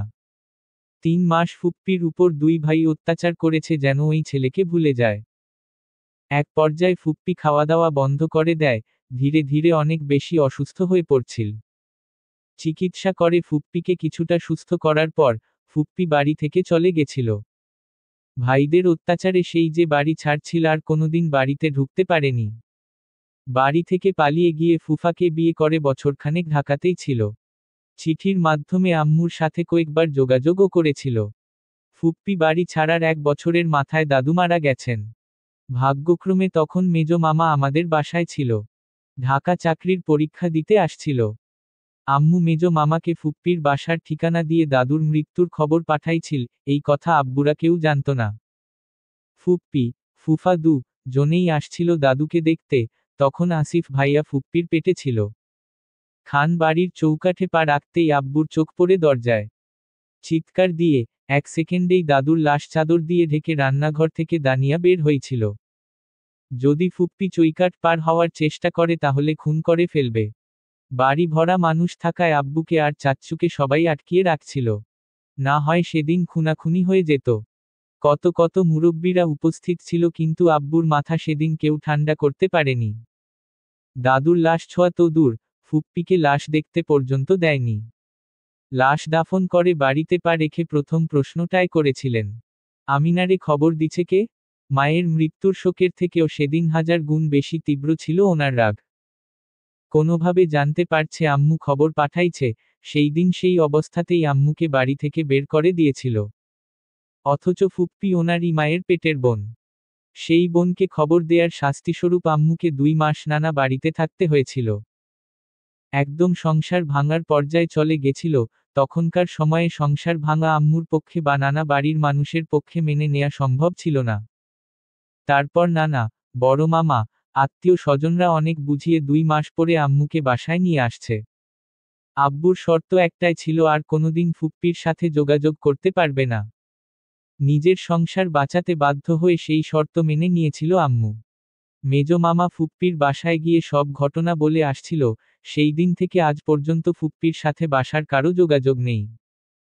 মেঘ এতক্ষণ যাবৎ বিস্ময়কর দৃষ্টিতে আবিরের মুখে পানে তাকিয়েছিল। নিজের বাড়িতে এত বড় রহস্য লুকিয়ে আছে অথচ সে কিছুই জানে না। আবির গলা খাকারি দিয়ে গম্ভীর কণ্ঠে বলল, তুই আমায় পাষাণ, হিটলার বলিস? অথচ আমার থেকেও বড় মাপের হিটলার এত বছর যাবৎ খান বাড়িতে রাজত্ব করে আসছেন। যাদের কথার উপর কারো কথা চলে না, যাদের ইচ্ছের বিরুদ্ধে কেউ কিছু করতে পারে না। ফুপ্পি নিজের পছন্দের মানুষকে বিয়ে করার অপরাধে মায়ের লাশ দেখার অধিকারটা পর্যন্ত হারিয়েছেন। 28 বছর যাবৎ বাবার বাড়ি পা রাখতে পারেন না। কতটা নিষ্ঠুর হলে মানুষ এমন কাজ করতে পারে? মেঘ দীর্ঘশ্বাস ছেড়ে প্রশ্ন করল, আপনি ফুপ্পিকে কিভাবে চিনেন? আবির শ্বাস ছেড়ে পুনরায় বলা শুরু করল, আমি ওনার সম্পর্কে জানতাম না। ছোটবেলা একবার আম্মু পুরাতন জিনিসপত্র বের করছিলেন, তখন একটা অ্যালবাম বের হচ্ছিল। আমি অ্যালবামটা খুলে দেখছিলাম। আম্মু আব্বুর বিয়ের ছবি থেকে শুরু করে দাদা দাদুর, চাচ্চুর মোটামুটি অনেকের ছবিই ছিল। যেহেতু ছোট ছিলাম, আগ্রহ নিয়ে ছবিগুলো দেখছিলাম, আর সবাইকে চেনার চেষ্টা করছিলাম। হঠাৎ কয়েকটা ছবি চোখে পড়ে। ছবিগুলো দেখে চিনতে পারছিলাম না বলে আম্মুকে জিজ্ঞেস করছিলাম। আম্মু কিছু বলার আগেই আব্বু রুমে চলে আসছিল। আব্বু আমার হাত থেকে অ্যালবাম নিয়ে আমায় পড়তে বসতে বলেন। আমিও চুপচাপ পড়তে চলে গেছিলাম, এই বিষয়ে আর ভাবিনি। তার কয়েক বছর পর, দেশ ছাড়ার আগে আব্বু আম্মুর কিছু কাগজপত্রের দরকার ছিল। আমি তখন আব্বুর ফাইলে কাগজ খুঁজছিলাম। তখন একটা ফাইল চোখে পড়ে। ওই ফাইলে সার্টিফিকেট, ছবি আরও কিছু কাগজপত্র ছিল। মাহমুদা খান আমিনা নামটা আমি প্রথমবার সেখানেই দেখছিলাম। বাবা মায়ের নামের জায়গায় দাদা দাদুর নাম লেখা ছিল। ছবিগুলো দেখে ছোটবেলায় অ্যালবামে দেখা ছবিগুলোর কথা মনে হচ্ছিল। আমি সেখান থেকে একটা ছবি নিয়ে গেছিলাম। আম্মুকে একবার জিজ্ঞেসও করেছিলাম, কিন্তু আম্মু বলছেন আম্মু কিছু জানে না আর এই বিষয়ে যেন আর কোনোদিন কাউকে কিছু জিজ্ঞেস না করি। তখন কিছুদিন আমার মাথায় বিষয়টা ঘুরছিল। পরে ভাবছি হয়তো মারা গেছেন তাই আম্মু জানে না বা জিজ্ঞেস করতে না করেছেন। বিষয়টা সেখানেই ভুলে গেছিলাম। কিন্তু ছবিটা যে আমার কাগজপত্রের সাথে চলে গেছিল এটা আমি জানতাম না। ওইখানে গিয়ে ছবিটা দেখে ফেলতেও ইচ্ছে করছিল না, তাই আব্বু আম্মুর ছবির সঙ্গে রেখে দিছিলাম, তবে কোনোদিন এই বিষয় নিয়ে ভাবি নাই। কথাগুলো শেষ করে আবির একটু থামল। মেঘ জিজ্ঞাসু চোখে চেয়ে থেকে আস্তে করে বলল, তারপর? গত বছরের শেষ দিকে জান্নাত আর আসিফ ভাইয়াকে নিয়ে একটু ঝামেলা হচ্ছিল। তখন রাকিব আমাকে আসিফ ভাইয়ার ফেসবুক আইডি পাঠাইছিল। ওইখানে কভার ফটোতে একটা ছবি ছিল। কেন জানি আমার ছবিতে থাকা মহিলাটাকে খুব পরিচিত মনে হতেছিল। আমি রাকিবকে বলে আসিফ ভাইয়ার বায়োডাটা সংগ্রহ করি। ওইখানে আমি দ্বিতীয়বারের মতো নাম দেখি মাহমুদা খান আমিনা। সেদিন প্রথমবারের মতো আমি বর্ষর ধাক্কা খাইছিলাম। আমি সবকিছু খুঁজে সেই পুরনো ছবিটা বের করে বারবার ফেসবুকের ছবির সাথে মিলিয়েছিলাম, অস্থিরতায় সেদিন প্রায় মরতে বসেছিলাম। নিজের চোখকে বিশ্বাস করতে পারছিলাম না। বিশ্বাস করতে কষ্ট হচ্ছিল যে আমার একজন ফুপ্পি আছে, তাও আবার জীবিত। সেদিন পরিস্থিতি সামলানোর বিন্দুমাত্র শক্তি ছিল না আমার। সেই রাতেই তানভীর আর রাকিবকে আসিফ ভাইয়ার বাসায় পাঠাইছি। আমি ফুপ্পির সাথে সেদিন প্রথমবারের মতো ফোনে কথা বলছিলাম। নাম পরিচয় বলার পর ওনার সে কি কান্না, তানভীরকে আঁকড়ে ধরে অনেক কেঁদেছিল। ফুপ্পির 28 বছর চেপে রাখা সব কষ্ট কান্নায় পরিণত হয়েছিল। তারপর বেশ কয়েকবার কথা হয়েছে ওনার সাথে। বারবার জিজ্ঞেস করেছি ঘটনা বলতে, কিন্তু বলেননি। বলছেন আমি দেশে ফিরলে বলবে। দেশে ফেরার কয়েকদিনের মধ্যেই আমি, তানভীর আর রাকিব ওনাদের বাসায় গেছিলাম। সেখানে গিয়েই সব ঘটনা শুনেছি। মেঘ আগের তুলনায় কিছুটা স্বাভাবিক হয়েছে। মেঘ পুনরায় প্রশ্ন করল, জান্নাত আপুর কি ঝামেলা হচ্ছিল? আবির এতক্ষণ গম্ভীর থাকলেও এবার একটু হাসার চেষ্টা করল। ধীর কণ্ঠে শুধাল, তেমন কিছু না। মেঘ আস্তে করে বলল, প্লিজ বলুন। আবির না পারতেও বলল, ফুপ্পিরা এত বছর যশোর ছিল। গত বছর ভাইয়ার চাকরি হওয়ায় সপরিবারে ঢাকা আসছে। কোনো এক অনুষ্ঠানে ভাইয়া জান্নাতকে দেখেছে। ভাইয়ার জান্নাতকে ভালো লাগছে। কোনোভাবে খবর নিয়েছে জান্নাত ঢাকা বিশ্ববিদ্যালয়ে পড়ে, সেই থেকে প্রায়ই ভার্সিটির আশেপাশে জান্নাতকে ফলো করত। কিন্তু কোনোদিন কথা বলেনি। 6 মাস শুধু দূর থেকে ফলোই করেছে। একদিন সাহস নিয়ে কথা বলতে আসছিল। যদিও কথা বলতে পারেনি, কিন্তু সেটা রাকিবের কান পর্যন্ত পৌঁছে গেছিল। রাকিব 2-3 দিন খেয়াল করে বিষয়টা আমায় জানাইছিল। রাকিবের ভাইয়াকে পেটানোর চিন্তাভাবনা ছিল। আমাকে জানানোর পর আমি বলছিলাম, ছেলেটার একটু খোঁজ নিতে, যদি সমস্যা মনে হয় তাহলে পেটাতে।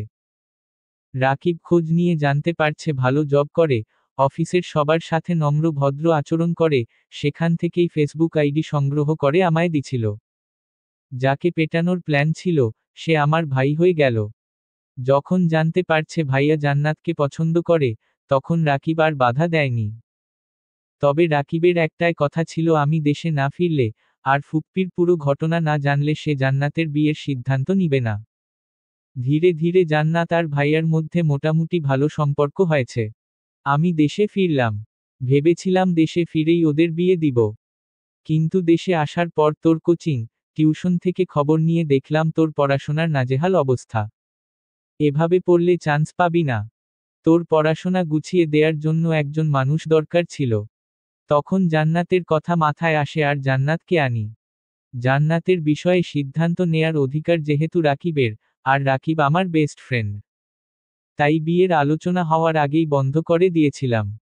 কিন্তু অফিসিয়াল কাজে ভাইয়াকে 6 মাসের জন্য দেশের বাহিরে যেতে হবে। ভাইয়া চাইতেছিল বিয়ে করে বউ নিয়া কয়েক মাস ঘুরে তারপর যাবে। কিন্তু তোর অ্যাডমিশন টেস্টের থেকে আমার কাছে তাদের বিয়ে গুরুত্বপূর্ণ ছিল না। আমি রাজি হয় না বলে ভাইয়া ঘোরাঘুরির প্ল্যান বাদ দিয়ে বলেছে শুধু বিয়েটা করবে, বিয়ের পর তোকে যত ইচ্ছে পড়াতে। কিন্তু আমার কথা হলো, একবার বিয়ে হলো মানে জান্নাতের মাথায় সংসারের চিন্তা ঢুকবে। তখন তোর প্রতি তার দায়িত্ব কমে যাবে। এটা তো আমি কখনোই হতে দিব না। ভাইয়া যখন বুঝতে পারছে আমায় মানাতে পারবে না, তখন জান্নাতকে বুঝানো শুরু করছে। কিন্তু জান্নাত তো আমায় বা রাকিবকে সবই বলে দেয়। জান্নাতের মাথা যাতে না খেতে পারে, সেজন্য 2-1 মাস যাবৎ জান্নাতের সঙ্গে ভাইয়ার যোগাযোগ বন্ধ রেখেছি। রাকিব নতুন সিম কিনে দিছে জান্নাতকে। যেদিন রাতে তুই আমায় কল দিছিলি, সেদিন আমি, রাকিব আর তানভীর ফুপ্পিদের বাসায়ই ছিলাম। বিয়ের কথাবার্তা বলতে গেছিলাম। তুই চান্স পেলেই বিয়ে হবে এরকমটাই শর্ত ছিল। কিন্তু রাতে ফেরার পর তোর খাতা ভর্তি হাবিজাবি লেখা দেখে আমার মাথায় রক্ত উঠে গেছিল। যার জন্য আমি এত মানুষের বিরুদ্ধে লড়তেছি, সে কিনা পড়াশোনাটাকে গুরুত্বই দিচ্ছে না। সেই রাগে সেদিন খাতা পুড়িয়েছিলাম, যাতে তুই পড়াশোনায় মনোযোগ দেস। যাদের সামনে বারবার গর্ব করে বলেছি আমার মেঘ চান্স পাবেই। চান্স না পেলে, আমি তাদের মুখোমুখি হতে পারতাম না। তারা মুখে কিছু বলুক বা না বলুক, মনে মনে হলেও বলতো। এত কিছু করেও তো মেঘ চান্স পেল না। এই কথাটা পৃথিবীর কোনো মানুষ যাতে বলতে না পারে, সেই জন্য আমি তোকে সারাক্ষণ পড়ার কথা বলতাম। আলহামদুলিল্লাহ, তোর চেষ্টা, আমার ইচ্ছে পূরণ হয়েছে।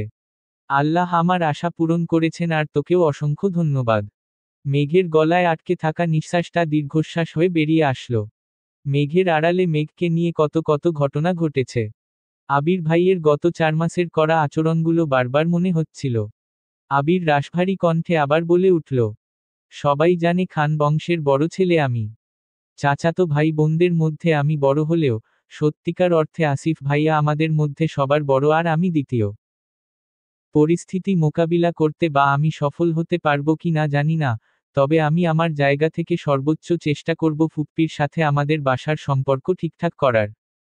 একটু থেমে আবির আবার বলল, জানিস মেঘ, এই দুজন মানুষের জন্য আমাদের বাড়ির প্রতিটা মানুষ ভেতর থেকে দুমড়ে মুচড়ে ভেঙে গেছে। তাদের রাগ, আর অনাদেয় কর্মকাণ্ডের ফলাফল ভোগ করতে হয় বাকি সদস্যদের। ফুপ্পির মতো কাকামনির জীবনের সুখ শান্তিও কেড়ে নিয়েছে এই মানুষগুলো। কাকামনি ঠান্ডা মেজাজের মানুষ হওয়ায় আর শুধুমাত্র ভাই বলে হয়তো এখনো সম্পর্ক ঠিক আছে। না হয় ফুপ্পির মতো অবস্থা কাকামনিরও হতো। কাকামনি সবার সামনে প্রাণোচ্ছল থাকে ঠিকই, কিন্তু ওনার ভেতরটায় সবচেয়ে বেশি বিধ্বস্ত। ফুপ্পি তো তবুও ভালোবাসার মানুষকে পেয়েছেন, কাকামনি তো তাও পেলেন না। মেঘের মস্তিষ্ক জোরে বিচরণ করছে লক্ষাধিক প্রশ্ন, কিন্তু সেসব প্রশ্নের উত্তরে শুধু বাবা চাচার নামই উঠে আসবে। কাকামনির জীবনের ইতিহাস শোনারও ইচ্ছে নেই, তাই এই বিষয়ে প্রশ্ন করল না। নিজের আব্বু আর বড় আব্বু এতটা পাষাণ এটা ভাবতেই মেঘের কষ্ট হচ্ছে। মেঘ বিভোর হয়ে স্মৃতি মনে করাই ব্যস্ত। আবির ভাই ফেরার পর থেকে যা যা ঘটেছে সব মনে করার চেষ্টা করছে। হঠাৎ মাথায় আসলো, আবির ভাই যে বারবার বাবা চাচার মুখের উপর কথা বলেন, ওনারা যদি আবির ভাইকে। এটুকু ভেবেই মেঘ থেমে গেল।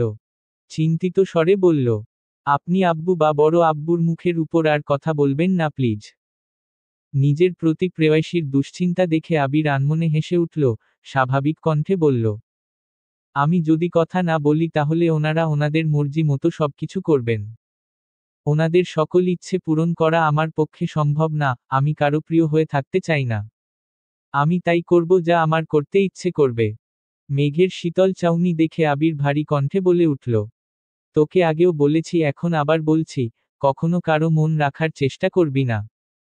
ঠিক সেই কাজটাই করবি যেটা তোর মন করতে চাইবে। বিষয় ছোট হোক বা বড়, আগে নিজের মনকে প্রায়োরিটি দিবি। আর ফুপ্পির বিষয়টা ভুলেও কাউকে বলবি না, বাড়িতে কাউকে এই বিষয়ে কোনো প্রশ্ন করবি না। তোকে জানানো দরকার ছিল তাই জানিয়েছি। আজকের পর থেকে বুঝে শুনে পাগলামি করবি। কারণ আমি চাই না তোর পাগলামিকে সিরিয়াসলি নিয়ে কেউ তোর মনে আঘাত করুক। কথা শেষ করে মেঘকে নিয়ে বাড়ি ফিরছে আবির। মেঘের মনে আজ কোনো অনুভূতি নেই। এই এতদিন জান্নাত আপুকে নিয়ে এত দুশ্চিন্তা করল, সেই জান্নাত আপু সম্পর্কে তার ভাবি হয়ে গেছে। বাড়ির রহস্য না জানলে আজ মেঘ আবিরকে নিজের মনের কথা বলেই দিত। কিন্তু তার বাড়ির মানুষ যে ভালোবাসার জাতশত্রু, তারা তো কোনোদিন মানবে না। আবির ভাইয়ের প্রতি যে সে অসম্ভব ফুরবল। আবির ভাইকে এই জীবনে কি আদৌ পাবে? আবির বাইক চালাচ্ছে আর মনে মনে ভাবছে, আমার জীবনটা কেন এমন হলো? তোর প্রবল অভিমান আমায় দেশ ছাড়তে বাধ্য করেছিল। 6 বছর যাবৎ আমি নিজের উপলব্ধি জমিয়েছি। সেই সুদীর্ঘ অভিসন্ধি বাস্তবায়নের সুযোগটাও পেলাম না আমি। ভেবেছিলাম দেশে ফিরে তোর কাছে আমার চিত্তের অব্যক্ত প্রণয় প্রকাশ করব। এত বছরে তোকে ঘিরে কত লক্ষাধিক স্বপ্ন দেখেছি, সেই সব স্বপ্নের কথা জাহির করব। গত 6 বছর শুধু একটাই পরিকল্পনা করেছি, কিভাবে তোকে আমাতে আসক্ত করব। 3 মাসের মধ্যে তোকে আমার বউ করে নিব, এই দৃঢ় সংকল্পে নিজেকে প্রস্তুত করছিলাম। কিন্তু একটা ঘটনা আমায় চূর্ণবিচূর্ণ করে দিয়েছে। গত 1 বছর যাবৎ আমি নিজের সঙ্গে লড়াই করছি। তোকে উপেক্ষা করার বিন্দুমাত্র শক্তি যে আমার ছিল না। দেশে ফিরে প্রথমবার তোর লালিত মুখমণ্ডল আর মায়াবী আঁখি দেখে এক মুহূর্তের জন্য নিজেকে উন্মাদ মনে হয়েছিল। ইচ্ছে হয়েছিল, খান বাড়ির সব নিয়মনীতির বিনাশ করে হলেও তোকে আমার করে নেই। কিন্তু আমি পারিনি। আজও আমি তোকে ভালোবাসি বলতে পারছি না। তুই পরিবার ছাড়তে পারবি না, আর আমি তোকে। নিজেকে প্রতিষ্ঠিত করা ছাড়া আমি আর কোনো পথ খুঁজে পাচ্ছি না। তোকে পাওয়ার জন্য যতটুকু যোগ্যতা অর্জন করা দরকার আমি ঠিক ততটুকুই যোগ্য হব। তারপরও আমার তোকেই লাগবে। আমার তোকে পাওয়ার ইচ্ছে যতটা প্রবল, তোর মনেও আমাকে পাওয়ার সেই শানিত ইচ্ছে জাগতে হবে। পরিস্থিতি যতই কঠিন হোক, তোর আমার প্রতি প্রগাঢ় আস্থা থাকতে হবে। তুই আমার হলে আমি পুরো দুনিয়ার সঙ্গে লড়তে পারবো। কিন্তু তোকে না পেলে আমার প্রণয়ের পরিণতি হবে মৃত্যু। বাসার সেই মোড়ে মেঘকে নামিয়ে আবির ঠান্ডা কণ্ঠে বলল, যা বলেছি তা মাথায় রাখিস, সামনে তানভীর আছে, ওর সঙ্গে বাসায় যাবি। বাসায় কেউ কিছু জিজ্ঞেস করলে তোর কিছু বলার প্রয়োজন নেই। যা বলার তানভীর বলবে। জান্নাতের বিয়ের কথা কাউকে বলিস না। আর অতিরিক্ত দুশ্চিন্তা করে নিজের শরীর খারাপ করিস না। ফুপ্পির সাথে সম্পর্কটা আমি ঠিকঠাক করার চেষ্টা করব, তুই সাবধানে থাকিস। তানভীর বাসার কাছেই মেঘের জন্য অপেক্ষা করছিল। মেঘকে নিয়ে বাসায় ঢুকেছে। ড্রয়িং রুমে দুই ভাই বসে আছেন। মেঘ আর তানভীরকে দেখেই মোজাম্মেল খান প্রশ্ন করলেন, কোথায় গেছিলা? মেঘ তানভীরের মুখের দিকে তাকাতেই তানভীর বলল, তুই রুমে যা। ভাইয়ের কথা মতো মেঘ রুমে চলে গেছে। ওরা দুই ভাই মেঘকে এমনভাবে আগলে রাখে যেন বাড়ির কেউ কিছু বলতে না পারে। বড়রা কিছু বললে কষ্ট বেশি পাবে, কিন্তু তানভীর যেহেতু ছোট থেকেই শাসন করে তাই ভাইয়ের শাসন মেঘের এখন সয়ে গেছে। তানভীর যা যা কথা বলার তা বলে রুমে চলে গেছে। মেঘ ফ্রেশ হয়ে শুয়ে পড়ছে। বিকেল থেকে এত এত ঘটনার সম্মুখীন হতে হয়েছে যেগুলো মাথায় স্থির হতেও একটু সময় লাগবে। মেঘের আবেগ, অনুভূতি সব বিলীন হয়ে গেছে।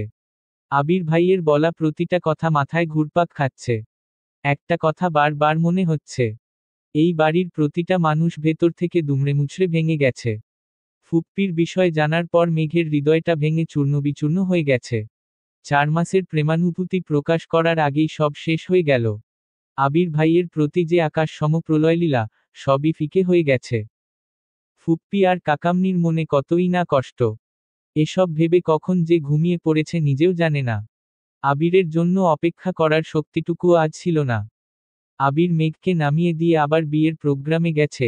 রাকিবের বেস্ট ফ্রেন্ড হিসেবে এসময় আবিরকে রাকিবের পাশে থাকা খুব বেশি প্রয়োজন। রাকিবের একমাত্র বোন জান্নাত, রাকিবের আর একটা ছোট ভাইও আছে। তবে বোনের প্রতি ভাইদের ভালোবাসা একটু বেশিই তীব্র হয়।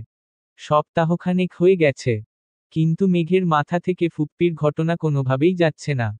যতবার আব্বুকে আর বড় আব্বুকে দেখে ততবারই মনে হয় ওনারা হিটলারের থেকেও নিকৃষ্ট।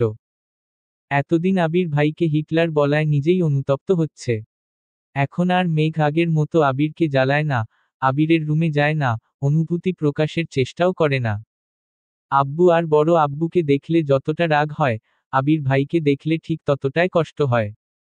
আজ তানভীর প্রোগ্রামে ব্যস্ত। হঠাৎ ফোনে কল বাজতেছে।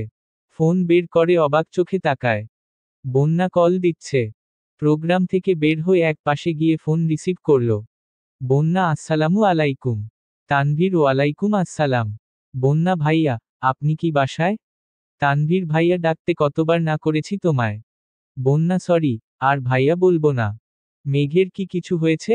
আমি কল দিলে রিসিভ করে না। হঠাৎ রিসিভ করলেও ঠিকমতো কথা বলে না। তানভীর, বনু একটু মানসিক চাপে আছে।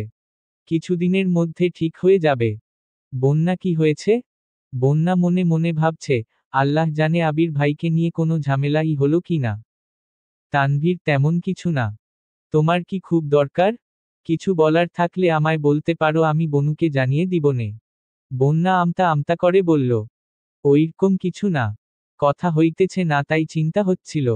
এজন্য আপনাকে কল দিলাম। তানভীর ঠান্ডা কণ্ঠে শুধালো, আর কোনো কারণ নেই? বন্যা আস্তে করে বলল, না মানে, আছে। তানভীর ধীর কণ্ঠে বলল, বলো।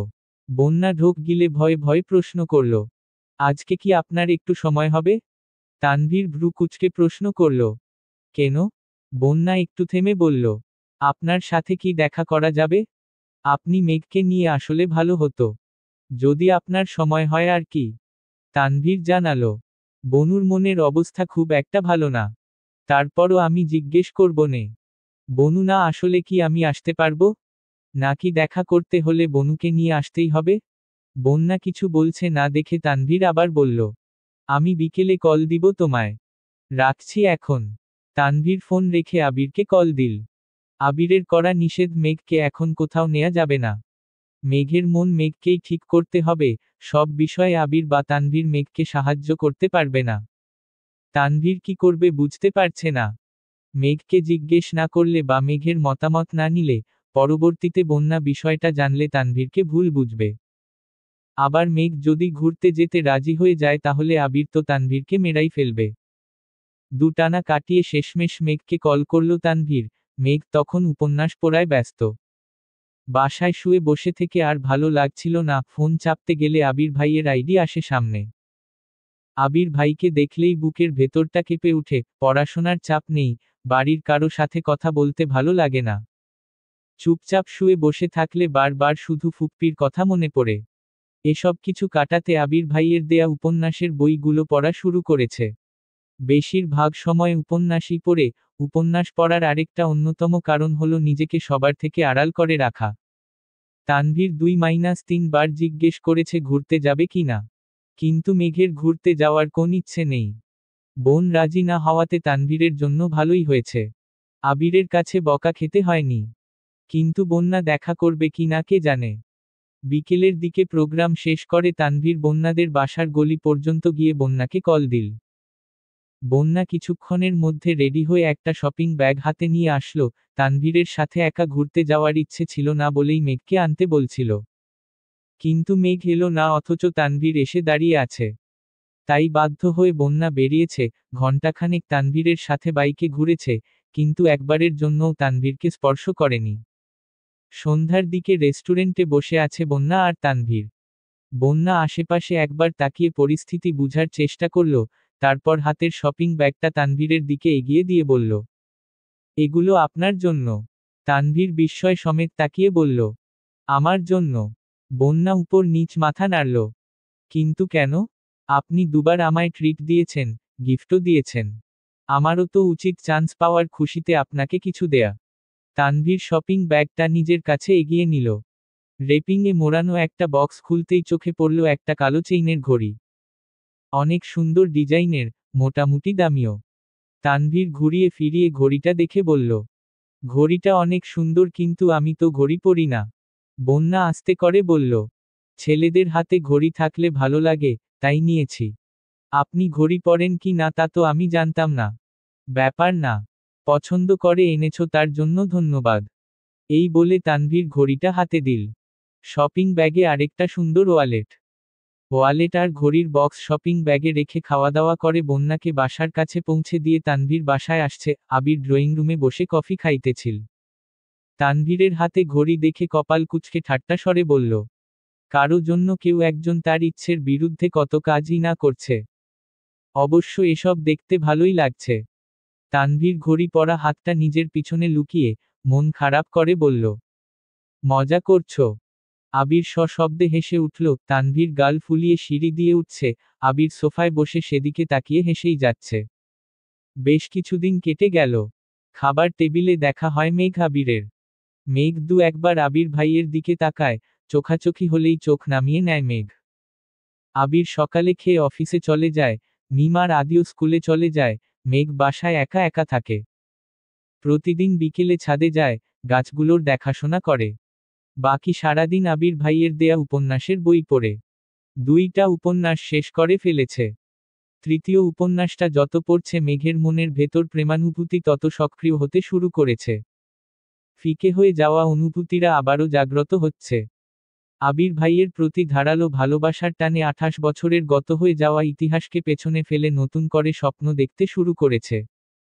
হয়তো আবির ভাইকে পাওয়ার স্বপ্ন পূরণ হবে, নয়তো সারা জীবন আবির ভাইকে একতরফা ভালোবেসে যাবে। তবুও মুখ লুকিয়ে আবির ভাইকে এড়িয়ে চলবে না। রাত 11টার দিকে মেঘের তৃতীয় উপন্যাস পড়া শেষ হয়েছে, সেই থেকে আবির ভাইয়ের জন্য অপেক্ষা করছে। গত কিছুদিন যাবৎ আবির ভাইয়ের বাড়িতে আসা যাওয়াতে মেঘের বিশেষ কোনো নজর ছিল না। বাইকের শব্দ শুনেও বেকনিতে যেতে ইচ্ছে হয়নি তার। আজ এতদিন পর মেঘ আবির ভাইয়ের জন্য বেকনিতে দাঁড়িয়ে অপেক্ষা করছে। অথচ আবির ভাই ফিরছে না।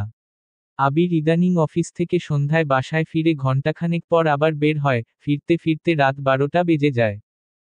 যেহেতু মেঘ আবিরের সাথে কথা বলে না, আবিরের জন্য অপেক্ষা করে না, তাই আবিরও নিজের মতোই চলাচল করে।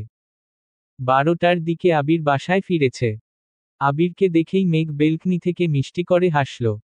এতদিন পর আজ মেঘের মুখে একটু হাসি ফুটেছে।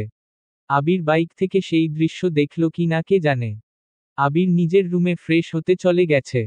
মেঘ চুপি চুপি ড্রয়িং রুমে আসছে।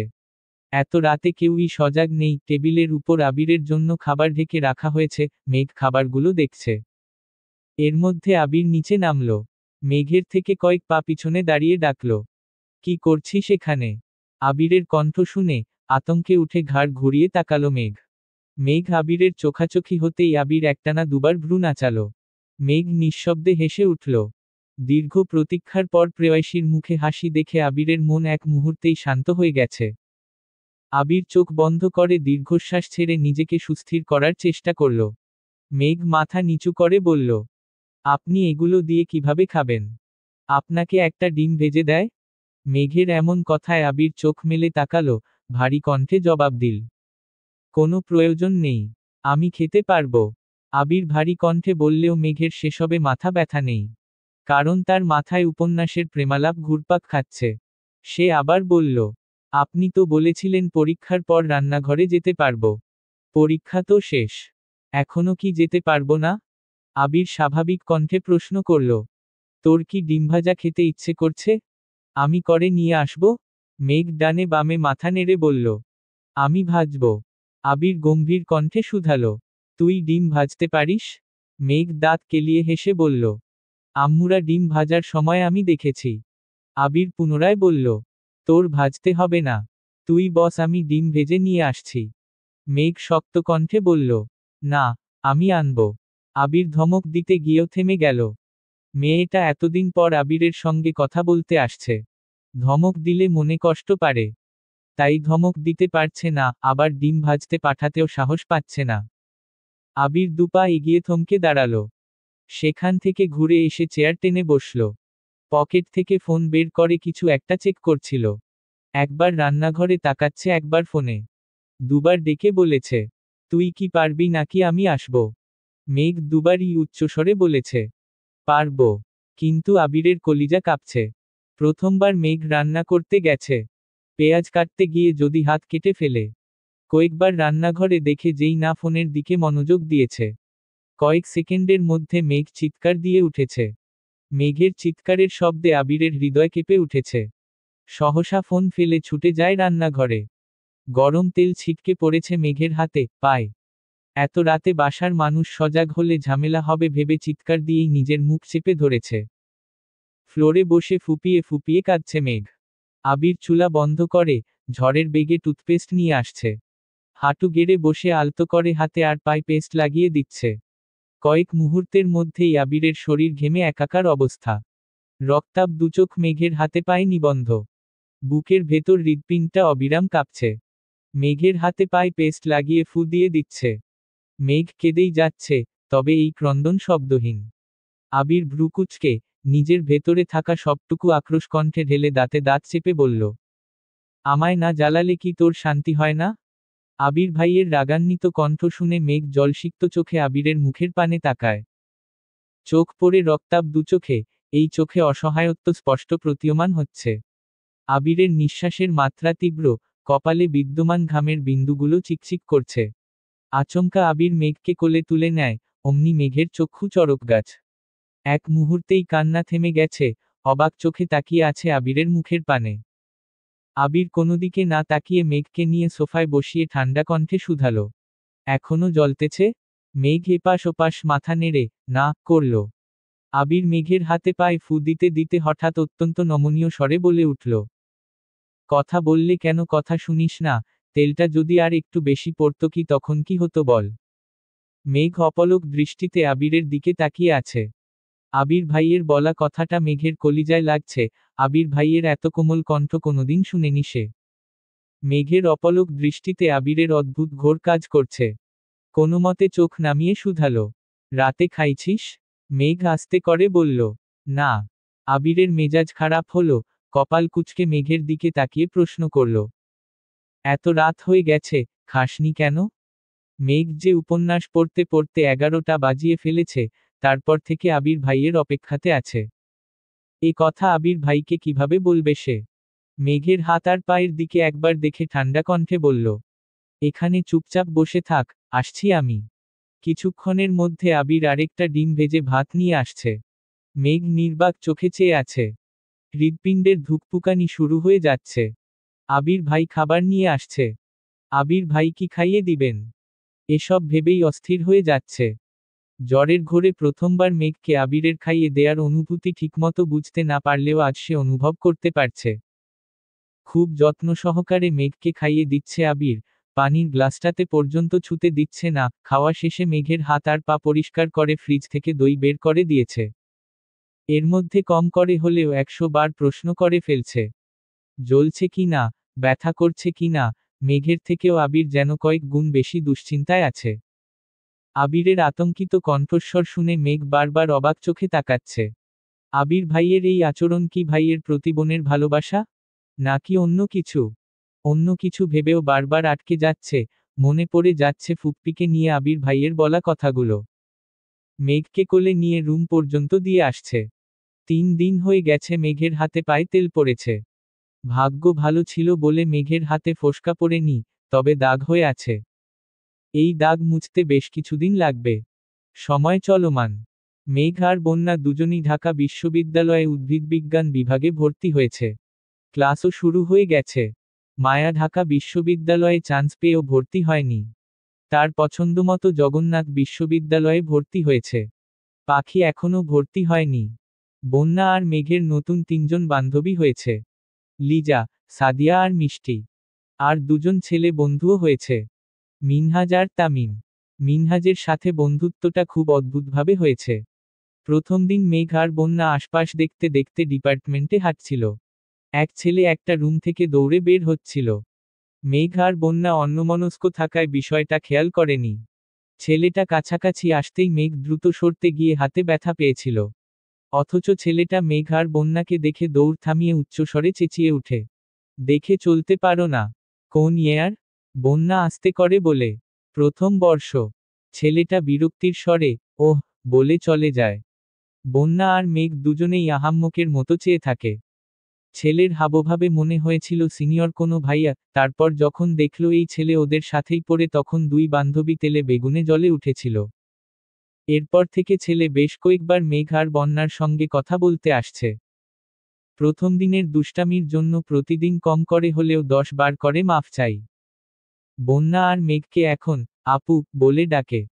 সেই মিনহাজের সাথে ভর্তির দিন থেকে তামিমের পরিচয়। আস্তে আস্তে ভালো বন্ধুত্ব হয়ে গেছে। মিনহাজের মাধ্যমে বন্যা আর মেঘের সঙ্গেও তামিমের খুব ভালো বন্ধুত্ব হয়ে গেছে। আজ শুক্রবার, বাড়িতে মিম, আদি আর মেঘের হইচই চলছে। আবির সকাল সকাল উঠে নাস্তা করে বেশ খানিকটা সময় ধরে ভাই বোনদের দুষ্টামি দেখছে। দুপুরের পরপর আবিরের বড় মামা আসছেন। ওনার বড় মেয়ে মাইশাকে ছেলে পক্ষ দেখতে আসবে, তাই উনি সবাইকে দাওয়াত দিতে আসছেন। যদি পছন্দ হয় তাহলে বিয়ের দিন তারিখ ঠিক হয়ে যাবে। আলী আহমদ খান স্বাভাবিক কণ্ঠে বললেন, আমি এখন যেতে পারবো না, আপনি বরং আবিরের মাকে নিয়ে যান। বিয়ে ঠিক হোক, বিয়ের সময় সবাই যাব। ইনশাআল্লাহ। বড় মামা আবিরের দিকে তাকাতেই আবির বলে উঠল, বড় মামা, আমায় যেতে বলো না প্লিজ। আমার অনেক কাজ আছে। তুমি আসছো যেহেতু আম্মুকে আজই নিয়ে যাও, এতে কোনো সমস্যা নেই, তবুও আমায় যেতে বলো না। বড় মামা একটু রেগে বললেন, এখন তোদের সমস্যা শুনছি, কিন্তু বিয়ের সময় আমি কারো কোনো সমস্যা শুনতে চাই না। আমার মেয়ের বিয়েতে সবাইকে উপস্থিত থাকতে হবে। আবির ঠান্ডা কণ্ঠে বলল, যদি চাও সবাই মাইশা আপুর বিয়েতে উপস্থিত থাকুক তাহলে আগামী মাসের মাঝামাঝিতে তারিখ দিও। বাকিটা তোমাদের ইচ্ছে। এই বলে আবির চলে গেছে। আগামী মাসে মিম আদির বার্ষিক পরীক্ষা শেষ হবে, তারপর বিয়ে হলে সবাই যেতে পারবে। এজন্যই আবির বিয়ের তারিখ আগামী মাসের মাঝামাঝি দিতে বলেছে। হসন্ত। কয়েকদিন পর সকাল বেলা খাবার টেবিলে সবাই একসাথে খাবার খাচ্ছিল। আলী আহমদ খান হঠাৎই বলে উঠলেন, আবির, তোর কি কিছুদিন সময় হবে? আবির বাবার দিকে তাকিয়ে প্রশ্ন করল, কেন? আলী আহমদ খান বললেন, তোকে রাজশাহী যেতে হতো। আবির ভাই রাজশাহী যাবে শুনেই মেঘ আঁতকে উঠে। ঘুম থেকে উঠে আর রাতে ঘুমাতে যাওয়ার পূর্বে আবির ভাইকে দেখা মেঘের নিত্যদিনের অভ্যাসে পরিণত হয়ে গেছে। আবির ভাইকে রাজশাহী যেতে হবে শুনে অষ্টাদশীর মন সহসা খারাপ হয়ে গেছে। আবির কিছু বলার আগেই পাশ থেকে ইকবাল খান উঠে বেসিনের দিকে চলে গেছেন। আবির একবার বেসিনের দিকে দেখে পরক্ষণেই মেঘের দিকে এক পলক তাকালো।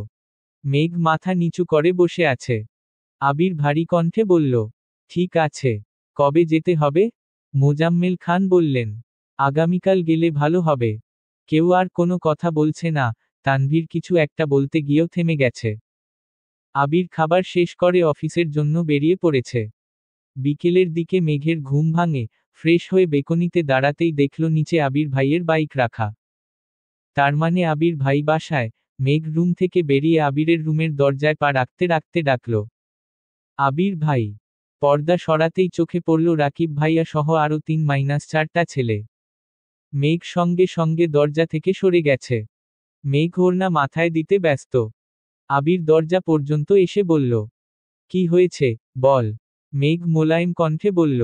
ছাদে যাব, চাবিটা কি দেয়া যাবে? আবির স্বাভাবিক কণ্ঠে উত্তর দিল। তুই দাঁড়া, আমি নিয়ে আসছি। রুমে ঢুকতেই রাকিব বলে উঠল। বাহ! আবির, বাহ! এখন থেকেই বউকে। এতটুকু বলতেই আবির রাকিবের মুখ চেপে ধরে বিড়বিড় করে বলল। মুখটা বন্ধ রাখো, ও বাহিরে আছে, শুনতে পাবে। উচ্চস্বরে রাসেল, লিমন, মোবারক আর শিশির বলে উঠল। ও! আবির রাকিবকে ছেড়ে ছাদের চাবি মেঘকে দিয়ে গম্ভীর কণ্ঠে বলল। 1 ঘন্টার মধ্যে নিচে আসবি। মেঘ, আচ্ছা, বলে যেতে নিয়ে আবার থমকে দাঁড়ালো। আবির তখনও দরজায় দাঁড়িয়ে আছে। মেঘকে দাঁড়াতে দেখে প্রশ্ন করল। আবার কি হলো? মেঘ আস্তে করে বলল। রাকিব ভাইয়া বাসায় আসছে, ভালোমন্দ খবর নেয়া দরকার না? আবির কপাল কুঁচকে তাকালো, ধীরস্থির কণ্ঠে বলল। এখানে রাকিব ছাড়াও আরো কয়েকজন আছে।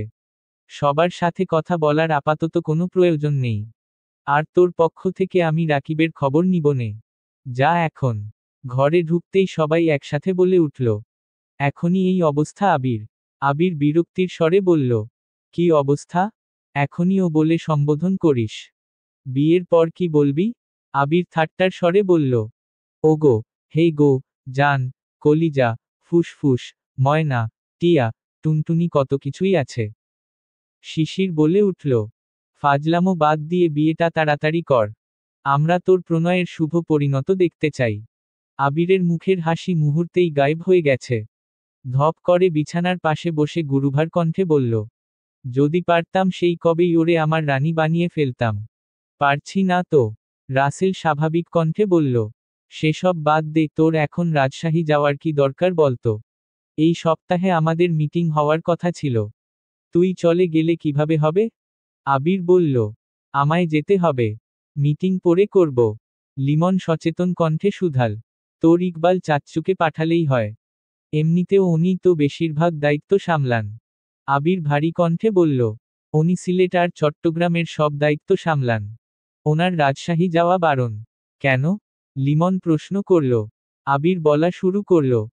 অনেক বছর আগের ঘটনা, যখন রাজশাহীতে প্রথমবার কোম্পানির কাজ শুরু হয়েছিল, তখন বেশ কয়েক বছর কাকামনি রাজশাহীতে ছিলেন। ওইখানে যেই বাসাতে ছিলেন, ওই বাসার মালিকের মেয়েকে কাকামনির ভালো লাগতে শুরু করে। মালিকের মেয়েরও কাকামনিকে ভালো লাগে।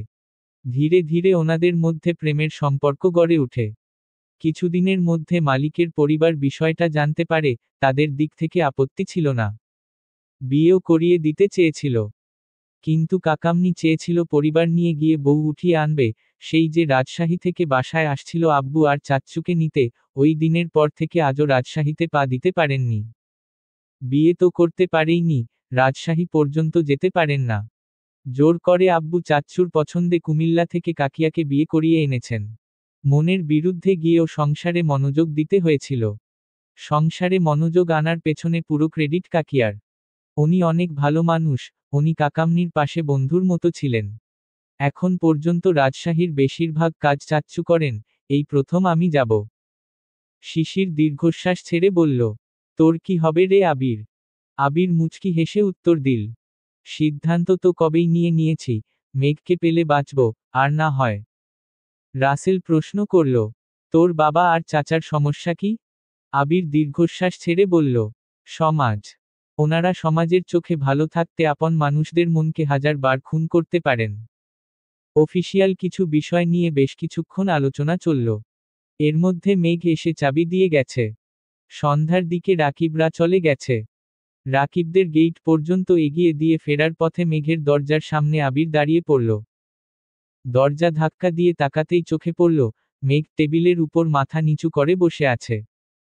আবির মোলায়েম কণ্ঠে বলল। আসবো? মেঘ মাথা তুলে ঘাড় ঘুরিয়ে তাকিয়েছে। অশ্রুসিক্ত লোচনে তাকালো, অমনি গাল বেয়ে নোনাজল গড়িয়ে পড়তে শুরু করে। আবিরকে দেখে মেঘ আবার মাথা নিচু করে ফেলেছে। আবির এগিয়ে এসে মেঘের পাশে দাঁড়িয়ে প্রশ্ন করল। চা খাবি নাকি কফি?